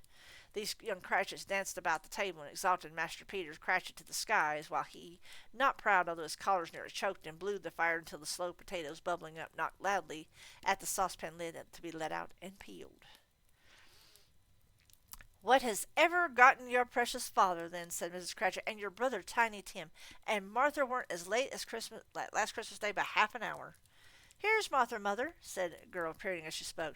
"Here's Martha, mother," cried two young Cratchits. "Hurrah! There is such a goose, Martha." "Why, bless your heart alive, my dear, how late you are," said Mrs. Cratchit, kissing her a dozen times, and taking off her shawl and bonnet for her with a vicious zeal. "We had a deal of work to finish up last night," replied the girl, "and had to clear away this morning, mother." "Well, never mind, so long as you're here," said Miss Cratchit. "Sit ye down by the fire, dear my dear, and have a warm, Lord bless you." "No, no, there's father coming," cried the two young Cratchits, who were everywhere at once. "Hide, Martha, hide!" So Martha hid herself, and in came little Bob, the father, with at least 3 feet of comforter, exclusive of the fringe, hanging down before him, and his threadbare clothes darned up and brushed to look seasonable, and Tiny Tim upon his shoulder. Alas for Tiny Tim, for he bore a little crutch and had his limbs supported by an iron frame. "Why, where's our Martha?" cried Bob Cratchit, looking round. "Not coming," said Miss Cratchit. "Not coming!" said Bob with a sudden declension of his high spirits, for he had been Tim's blood horse all the way from church, and had come home rampant. "Not coming on Christmas Day?" Martha didn't like to see him disappointed, if it were only in joke, so she came out prematurely from behind the closet door, and ran into his arms, while the two young Cratchits hustled Tiny Tim and bore him off to the wash-house, that he might hear the pudding singing on the copper. "And how did little Tim behave?" asked Miss Cratchit, when she had rallied Bob on his credulity, and Bob had hugged his daughter to his heart's content. "As good as gold," said Bob, "and better. Somehow he gets thoughtful sitting by himself so much, and thinks the strangest things you've ever heard. He told me coming home that he hoped the people saw him in the church because he was a cripple, and it might be pleasant for them to remember upon Christmas Day who made lame beggars walk and blind men see." Bob's voice was tremulous when he told him this, and trembled more when he said that Tiny Tim was growing strong and hearty. His active little crutch was heard upon the floor, and back came Tiny Tim before another word was spoken, escorted by his brother and sister to a stool by the fire. And while Bob, turning up his cuffs, as if, poor fellow, they were capable of being made more shabby, compounded some hot mixture in a jug with gin and lemons, and stirred it around and round, and put it on the hob to simmer, Master Peter and the two ubiquitous young Cratchits went to fetch the goose, for which they soon returned in high procession. Such a bustle ensued that you might have thought that a goose, the rarest of all birds, a feathered phenomenon to which a black swan was a matter of course. And in truth it was something very like it in that house. Miss Cratchit made the gravy ready beforehand in a little saucepan, hissing hot. Master Peter mashed the potatoes with incredible vigor. Miss Belinda sweetened up the apple sauce. Martha dusted the hot plates. Bob took Tiny Tim beside him in a tiny corner at the table. The two young Cratchits set chairs for everybody, not forgetting themselves, and mounting guard upon their posts, crammed spoons into their mouths lest they should shriek for the goose before their turn came to be helped. At last the dishes were set on and grace was said. It was succeeded by a breathless pause, as Mrs. Cratchit, looking slowly along the carving knife, prepared to plunge it in the breast. But when she did, and when the long-expected gush of stuffing issued forth, one murmur of delight arose all around the board, and even Tiny Tim, excited by the two young Cratchits, beat on the table with the handle of his knife and feebly cried, "Hurrah!" There never was such a goose. Bob said he didn't believe there was such a goose cooked. Its tenderness and flavor, size and cheapness were the themes of universal admiration. Eked out by apple sauce and mashed potatoes, it was a sufficient dinner for the whole family. Indeed, as Miss Cratchit said with great delight, surveying one small atom of a bone upon the dish, they hadn't ate it at all at last. And yet every one had enough, and the youngest Cratchits in particular were steeped in sage and onion to the eyebrows. But now, the plates being changed by Miss Belinda, Miss Cratchit left the room alone, too nervous to bear witnesses, to take the pudding up and bring it in. Suppose it should not be done enough. Suppose it should be breaking, turning out. Suppose somebody should have got all over the wall of the backyard and stolen it while they were married with the goose, a supposition at which the two young Cratchits became livid. All sorts of horrors were supposed. Hello, a great deal of steam. The pudding was out of the copper, a smell like a washing day, that was the cloth. A smell like an eating horse and the pastry cooks next door to each other, with a laundress next door to that was the pudding. In half a minute Miss Cratchit entered, flushed but smiling proudly with the pudding, like a speckled cannonball, so hard and firm and blazing in half a quarter united brandy and bedight with Christmas holly stuck onto the top.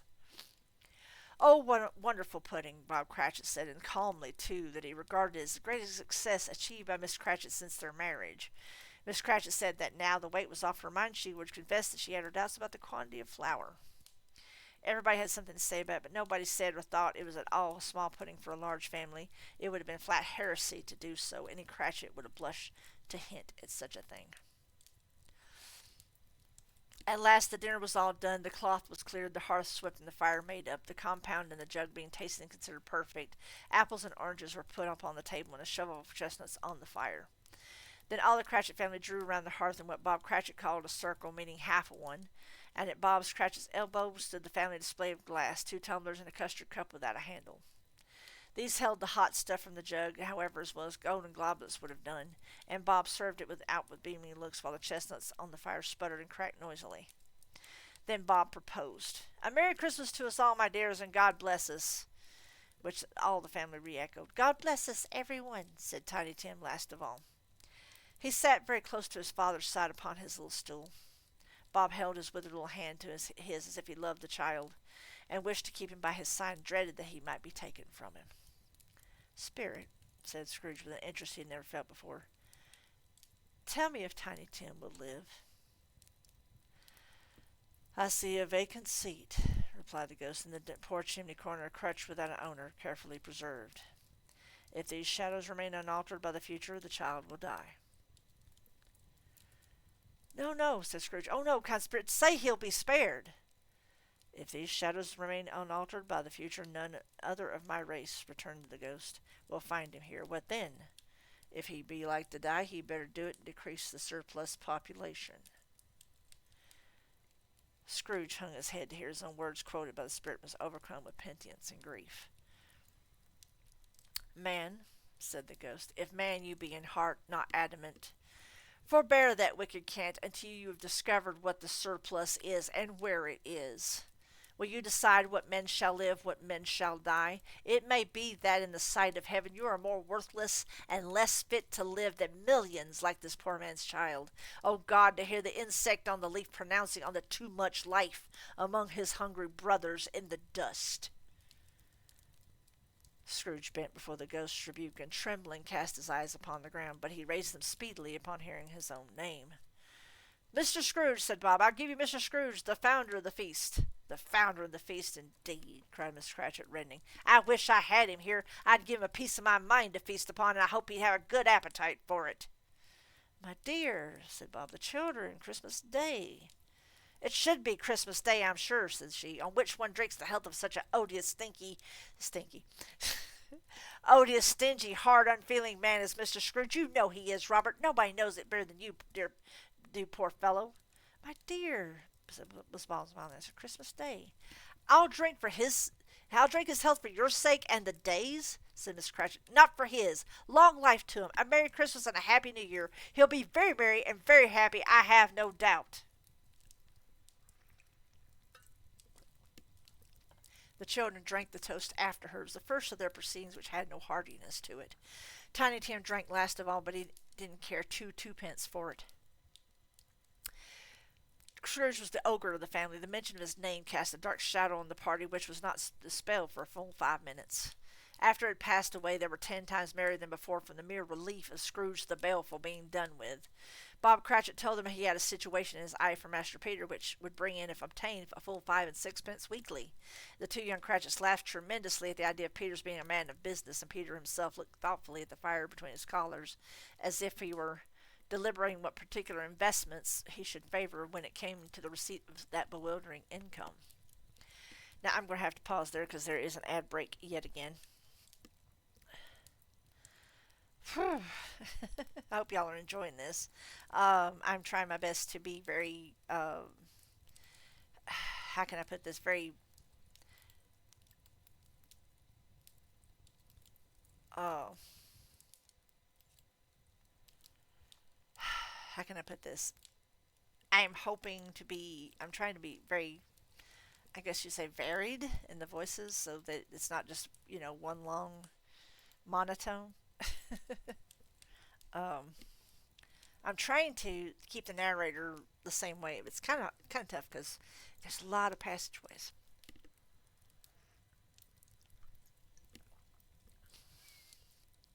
And yes, I'm probably going to be longer than the 2 hour, but that's okay.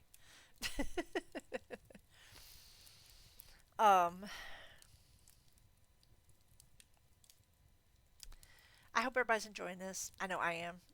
Shameless little plug. There is a Discord link in the chat right now. So if you're not already part of the Discord, feel free to join us if you enjoy all this content. And if you're enjoying the content and you're not following, hit that follow button or hit the little heart on mobile because this is what I do. I say I have funny voices and I read really wild stuff. I also play a lot of games and do a lot of creative shit. So please stay tuned to the stream for more hijinks and things.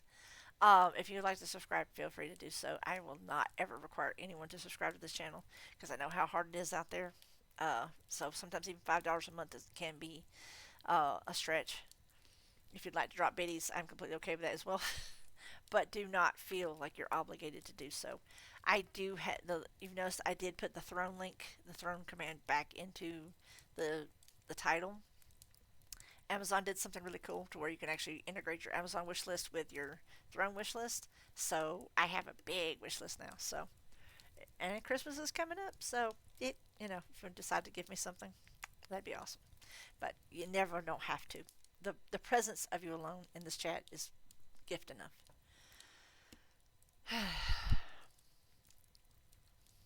Now back to the action. Mm, one more drink. Welcome back from the ad break, guys. Let's continue. Martha, who was a poor apprentice at a milliner's, then told them what kind of work she had to do and how many hours she had to work at a stretch and how she meant to lie abed tomorrow morning for a good long rest. Tomorrow being a holiday, she passed it home. Also, she had seen a countess and a lord some days before, and how the lord was much about as tall as Peter, at which Peter pulled up his collar so high that you couldn't have seen his head if you had been there. All this time the chestnuts and Jug went round and by and by they had a song about a lost child traveling in the snow from Tiny Tim, who had a plaintive little voice and sang it very well indeed. There was nothing of high mark in this. They were not a handsome family. They were not well dressed. Their shoes were far from being waterproof. Their clothes were scanty, and Peter might have known, and very likely did, the inside of a pawnbroker's. But they were happy, grateful, pleased with one another, and contented with the time. And when they faded and looked happier yet in the bright sprinklings of the spirit's torch at parting, Scrooge had his eye upon them, especially on Tiny Tim, until the last. By this time it was getting dark and snowing pretty heavily. And as Scrooge and the spirit went along the streets, and the brightness of the roaring fires in the kitchen parlors and all sorts of rooms was wonderful. Here the flickering of the blaze showed preparations for a cozy dinner, with hot plates baking through and through before the fire, and deep red curtains being ready to be drawn to shut out cold and darkness. There all the children of the house were running out into the snow to meet their married sisters, brothers, cousins, uncles, aunts, and be the first to greet them. Here again were shadows on the window blinds of guests assembling, and there a group of handsome girls, all hooded and fur-booted, and all chattering at once, tripped lightly off to some near neighbor's house, where woe upon the single man who saw them enter. Artful witches, well they knew, in a glow. But if you judged from the numbers of people on their way to friendly gatherings, you might have thought that no one was at home to give them welcome when they got there, instead of every house expecting company and piling its fires half chimney high. Blessings on it, how the ghost exulted, how it bared its breadth of breadth and opened its capacious palm, and floated on, outpouring with a generous hand its bright and harmless mirth on everything within its reach. The very lamplighter who ran on before, dotting the dusky street with specks of light, and who was dressed to spend the evening somewhere, laughed out loudly as the spirit passed, though it little kenned the lamplighter that he might had any company but Christmas. And now, without a word of warning from the ghosts, they stood upon a bleak and desert moor where their monstrous masses of rude stone were cast about, as though it were the burial place of giants. And water spread itself wheresoever it listed, or would have done so but for the frost that held it prisoner. And nothing grew but moss and furze and coarse rank grass. Down in the west the setting sun had let a streak of fiery red which glared upon the desolation for an instant, like a sullen eye, and frowning lower, lower, lower yet, was lost in the thick gloom of darkest night. "What place is this?" asked Scrooge. "A place where miners live, who labor in the bowels of the earth," returned the spirit. "But they know me. See?" A light shone from the window of a hut, and swiftly they advanced toward it, passing through a wall of mud and stone. They found a cheerful company assembled around a glowing fire. An old man and woman, with their children and their children's children, and another generation beyond that, all decked out gaily in their holiday attire. The old man, in a voice that seldom rose above the howling of the wind upon the barren waste, was singing them a Christmas song. It had a very old song when he was a boy, and from time to time they all joined in the chorus. So surely as they raised their voices, the old man got quite blithe and loud. So surely as they stopped, his vigor sank again. The spirit did not tarry here, but bade Scrooge to hold his robe, and passing on above the moor, sped whither, not to see, to see. To Scrooge's horror, looking back, he saw the last of the land, a frightful range of rocks behind them, and his ears were deafened by the thundering of water as it rolled and roared and raged among the dreadful cavern as it had worn. It fiercely tried to undermine the earth. Built upon a dismal reef of sunken rocks some league so far from shore, on which the waters chafed and dashed the wild deer through, there stood a solitary lighthouse. Great heaps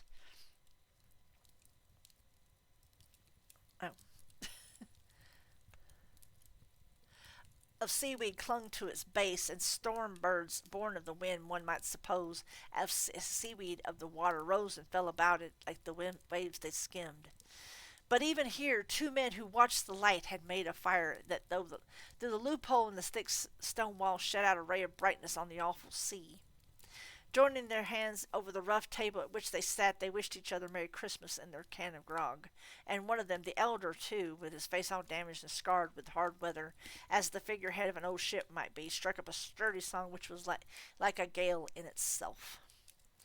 Again the ghost sped on above the black and heaving sea, on, until being far away, as he told Scrooge, from any shore, they lighted on a ship.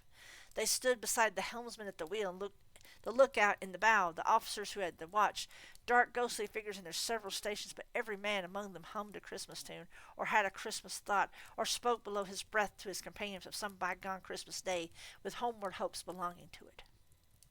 And every man on board, waking or sleeping, good or bad, had had a kinder word for one another on that day rather than on any day in the year, and had shared some extent in its festivities, and remembered those he had cared for at a distance, and had known that they delighted to remember him. It was a great surprise to Scrooge, while listening to the moaning of the wind, and thinking what a solemn thing it was to move through the lonely darkness over an unknown abyss, whose depths were secret as profound as death. It was a great surprise to Scrooge, while thus engaged, to hear a hearty laugh. It was a much greater surprise to Scrooge to recognize it as his own nephew's, and to find himself in a bright, dry, gleaming room, with the spirit standing smiling by his side, and looking at that same nephew with approving affability. "Ha, ha, ha!" laughed Scrooge's nephew. "Ha, ha, ha! If you should happen by any unlikely chance to know a man more blessed in a laugh than Scrooge's nephew, all I can say is this: I should like to know him too. Introduce him to me, and I'll cultivate his acquaintance." It is a fair even-handed, noble adjustment of things, that while there is infection in disease and sorrow, there is nothing in the world more irresistibly contagious as laughter and good humor. When Scrooge's nephew laughed in this way, holding his sides, rolling his head, twisting his face into the most extravagant contortions, Scrooge's niece by marriage laughed as heartily as he, and their assembled friends, being not a bit behindhand, roared out lustily. "He said that Christmas was a humbug, as I live," cried Scrooge's nephew. "He believed it, too." "More shame for him, Fred," said Scrooge's niece indignantly. "Bless those women, they never do anything by halves. They're always in earnest." She was a very pretty, exceedingly pretty, with a dimpled, surprised-looking, capital face, a ripe little mouth that seemed made to be kissed, as no doubt it was, all kinds of good little dots about her chin that melted into one another when she laughed, and the sunniest pair of eyes you ever saw in a little creature's head. although she was what you would have called provoking, but satisfactory too. Oh, perfectly satisfactory. He's a comical old fellow, said Scrooge's nephew. That's the truth. Not so pleasant as he might be, however. His offences carry their own punishment, and I have nothing to say against him. I'm sure he's very rich, Fred, Scrooge's niece. At least you always tell me so. What of that, my dear? Said Scrooge's nephew. His wealth is of no use to him. He don't do any good with it. He don't make himself comfortable with it. He hasn't the satisfaction of thinking that he's ever going to benefit us with it. I have no patience with him, observed Scrooge's niece. Scrooge's niece's sisters and all the other ladies expressed the same opinion. Oh, I have, said Scrooge's nephew. I am sorry for him. I couldn't be angry with him if I tried. Who suffers by his ill whims himself always, and here he takes it into his head to dislike us, and he won't come and dine with us. What's the consequence? He doesn't lose much of a dinner. Indeed, I think he loses a very good dinner, interrupted Scrooge's niece. Everyone else said the same, and they must have been allowed to be competent judges, but because they had had dinner and with dessert upon the table, were clustered around the fire by lamplight. Well, I'm very glad to hear it, said Scrooge's nephew, because I haven't any great faith in these young housekeepers. What do you say, Topper? Topper had clearly got his eye upon one of Scrooge's niece's sisters, for he answered that a bachelor was a wretched outcast who had no right to express an opinion on the subject, whereat Scrooge's niece's sister, the plump one with her lace tucker, not the one with the roses, blushed. Oh, do go on, Fred, said Scrooge's niece, clapping her hands. He never finishes what he begins to say. He is such a ridiculous fellow. Scrooge's nephew revelled in another laugh, and as it was impossible to keep the infection off, though the plump sister tried hard to do it with aromatic vinegar, his example was unanimously followed. I was going to say, said Scrooge's nephew, that the consequences of his taking a dislike to us, and not making merry with us, is, as I think, that he loses some pleasant moments which would do him no harm. I am sure he loses pleasanter companions than he can find in his own thoughts, either in his mouldy old office or his dusty chambers. I mean to give him the same chance every year, whether he likes it or not, for I pity him.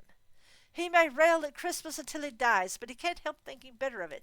I defy him, if he finds me going there in good temper year after year and saying, Uncle Scrooge, how are you? If I only put him in the vein to leave his poor clerk £50, that's something, and I think I shook him yesterday. It was their turn to laugh. Now, the notion of shaking Scrooge, but be thoroughly good-natured and not much caring at what they laughed at, so they laughed at any rate. He encouraged them in their merriment and passed the bottle joyously. After tea he had some music, for they were a musical family and knew what they were about when they sung a glee or a catch, I assure you. Especially Topper, who could growl away in the bass like a good one, and never swell the large veins in his forehead and get red in the face over it. Scrooge's niece played well upon the harp and played, amongst other tunes, a little simple air, a mere nothing. You might learn to whistle it in 2 minutes, which had been familiar to the child who fetched Scrooge from the boarding school, as he had been reminded by the ghost of Christmas past. When this strain of music sounded, all the things that the ghost had shown him came upon his mind. He softened more and more, and thought that if he could have listened to it often years ago, he might have cultivated the kindness of life for his own happiness with his own hands, without resorting to the sexton's spade that buried Jacob Marley. But they didn't devote the whole evening to music. After a while they played it forfeits, for it's good to be children sometimes, and never better than Christmas, when its mighty founder was a child himself. There was first a game of blind man's buff, of course, there was, and I no more believe Topper was really blind than I believe he had highs in his boots. My opinion is that it was a done thing between him and Scrooge's nephew, and that the ghost of Christmas present knew it. The way he went after that plump sister in the lace tucker was an outrage on the credulity of human nature. Knocking down the fire irons, tumbling over the chairs, bumping up against the piano, smothering himself amongst the curtains. Wherever she went, there went he. He always knew where the plump sister was. He wouldn't catch anybody else. If you had fallen against him, and some of them did, on purpose, he would have made a feint of endeavoring to seize you, which would have been an affront to your understanding, and would instantly saddle off in the direction of the plump sister. She often cried out that it wasn't fair, and it really was not. But when at last he caught her, and when in spite of all her silken rustlings and her rapid flutterings past him, he got her into a corner whence there was no escape, then his conduct was the most execrable. for his pretending not to know her, his pretending that it was necessary to touch her headdress, and further assure himself of her identity by pressing a certain ring upon her finger, and a certain chain about her neck, was vile and monstrous. No doubt she told him her opinion of it when, another blind man being in office, they were so very confidential together behind the curtains. Yeah. Scrooge's niece was not one of the blind man's bus party, and was made comfortable with a large chair and a footstool in a snug corner where the ghost and Scrooge were close behind her. But she joined in the forfeits and loved her love to admiration with all the letters of the alphabet. Likewise, at the game of how, when, and where, she was very great, and to the secret joy of Scrooge's nephew, beat her sisters hollow. And though they were sharp girls too, as Topper would have told you. There might have been 20 people there, young and old, and they all played, and so did Scrooge, for wholly forgetting in the interest in what he had and what was going on, that his voice made no sound in their ears. He sometimes came out with his guess quite loud, and all very often guessed right too, for the sharpest needle, best Whitechapel warranted not to cut in the eye, was not sharper than Scrooge, blunt as he took it in his head to be.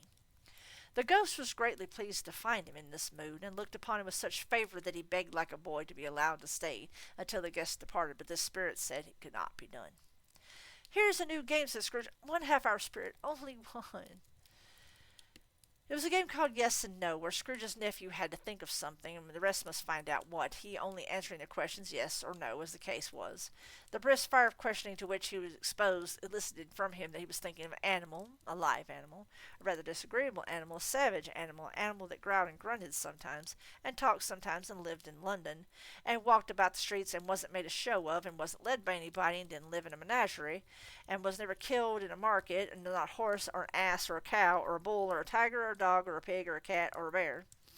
At every fresh question that was put to him, this nephew burst into a fresh roar of laughter, and was so inexplicably tickled that he was obliged to get up off the sofa and stamp. At last the plump sister, falling into a similar state, cried out, "I have found it out! I know what it is, Fred! I know what it is!" "What is it?" cried Fred. "It's your Uncle Scrooge!"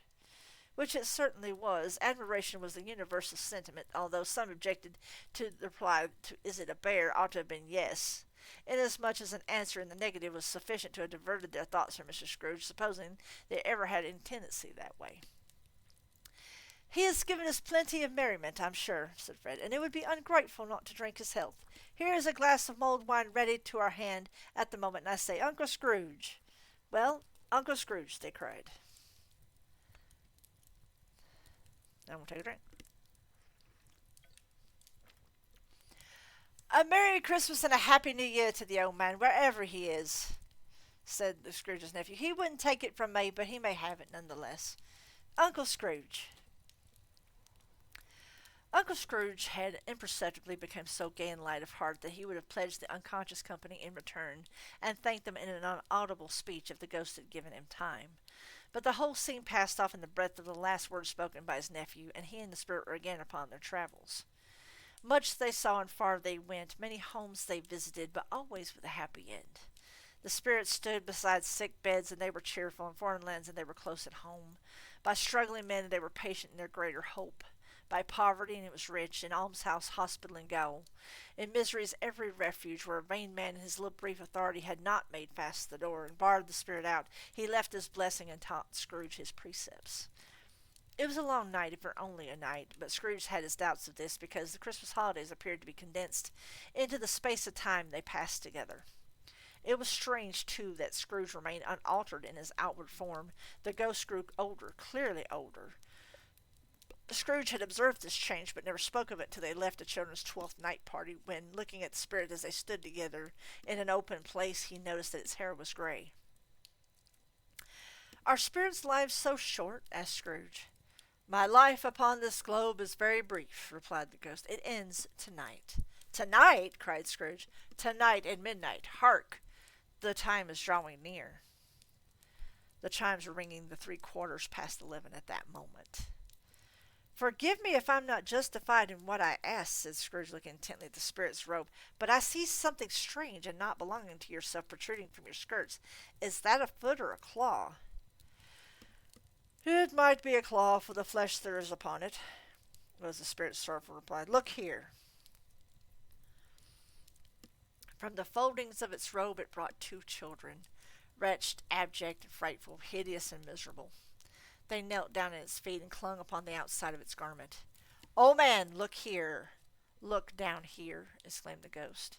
They were a boy and girl, yellow, meager, ragged, scowling, wolfish, but prostrate too in their humility. Where a graceful youth should have filled their features out and touched them with its freshest tints, a stale and shriveled hand like that of age had pinched and twisted them and pulled them into shreds. Where angels might have sat enthroned, devils lurked and glared out menacing. No change, no degradation, no perversion of humanity in any grade through all the mysteries of wonderful creation has monsters half so horrible and dread. Scrooge started back appalled. Having them shown to him in this way, he tried to say they were fine children, but the words choked themselves rather than be parties to a lie of such enormous magnitude. "Spirit, are they yours?" Scrooge would say no more. "They are man's," said the spirit, looking down upon them. "And they cling to me, appealing from their fathers. This boy is ignorance, this girl is want. Beware of them both in all of their degree, but most of all beware of this boy, for on his brow I see that written which is doom. Unless the writing be erased, deny it!" cried the spirit, stretching out his hand toward the city. "Slander those who tell it ye. Admit it for your facetious purposes, and make it worse, and bide the end." "Have they no refuge or resource?" cried Scrooge. "Are there no prisons?" said the spirit, turning on him for the last time with his own words. "Are there no workhouses?" The bell struck 12. Scrooge looked about him for the ghost and saw it not. As the last stroke ceased to vibrate, he remembered the prediction of old Jacob Marley, and lifting up his eyes, beheld a solemn phantom, draped and hooded, coming like a mist along the ground toward him. And that, my friends, is where we're going to stop for the day. Um, yep, this is a little bit over the 2 minute mark, the 2 hour mark. So that is quite all right. um,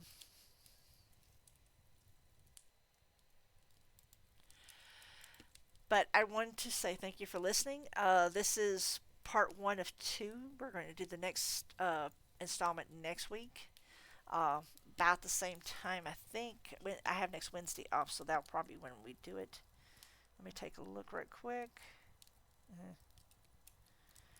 Um, give me 1 moment. I can tell you right now. Um,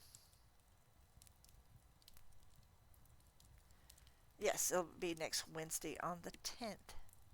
So, um, just to let you guys know. So we'll be finishing A Christmas Carol next week. But here comes to an end. Storytime with Sin. I appreciate y'all hanging out, listening, and lurking, and doing the good things. I hope you enjoyed it. Is heck on my voice, but I enjoy acting, I guess, a little bit more than some people do. And I'm going to take a brief break. I got to take the pupper out. It looks like we're going to get some weather here in the next little bit, so it might be a good idea for me to do so. And I'll be back in 2 and 2. I will catch y'all with some grinchy stuff in just a moment. Stay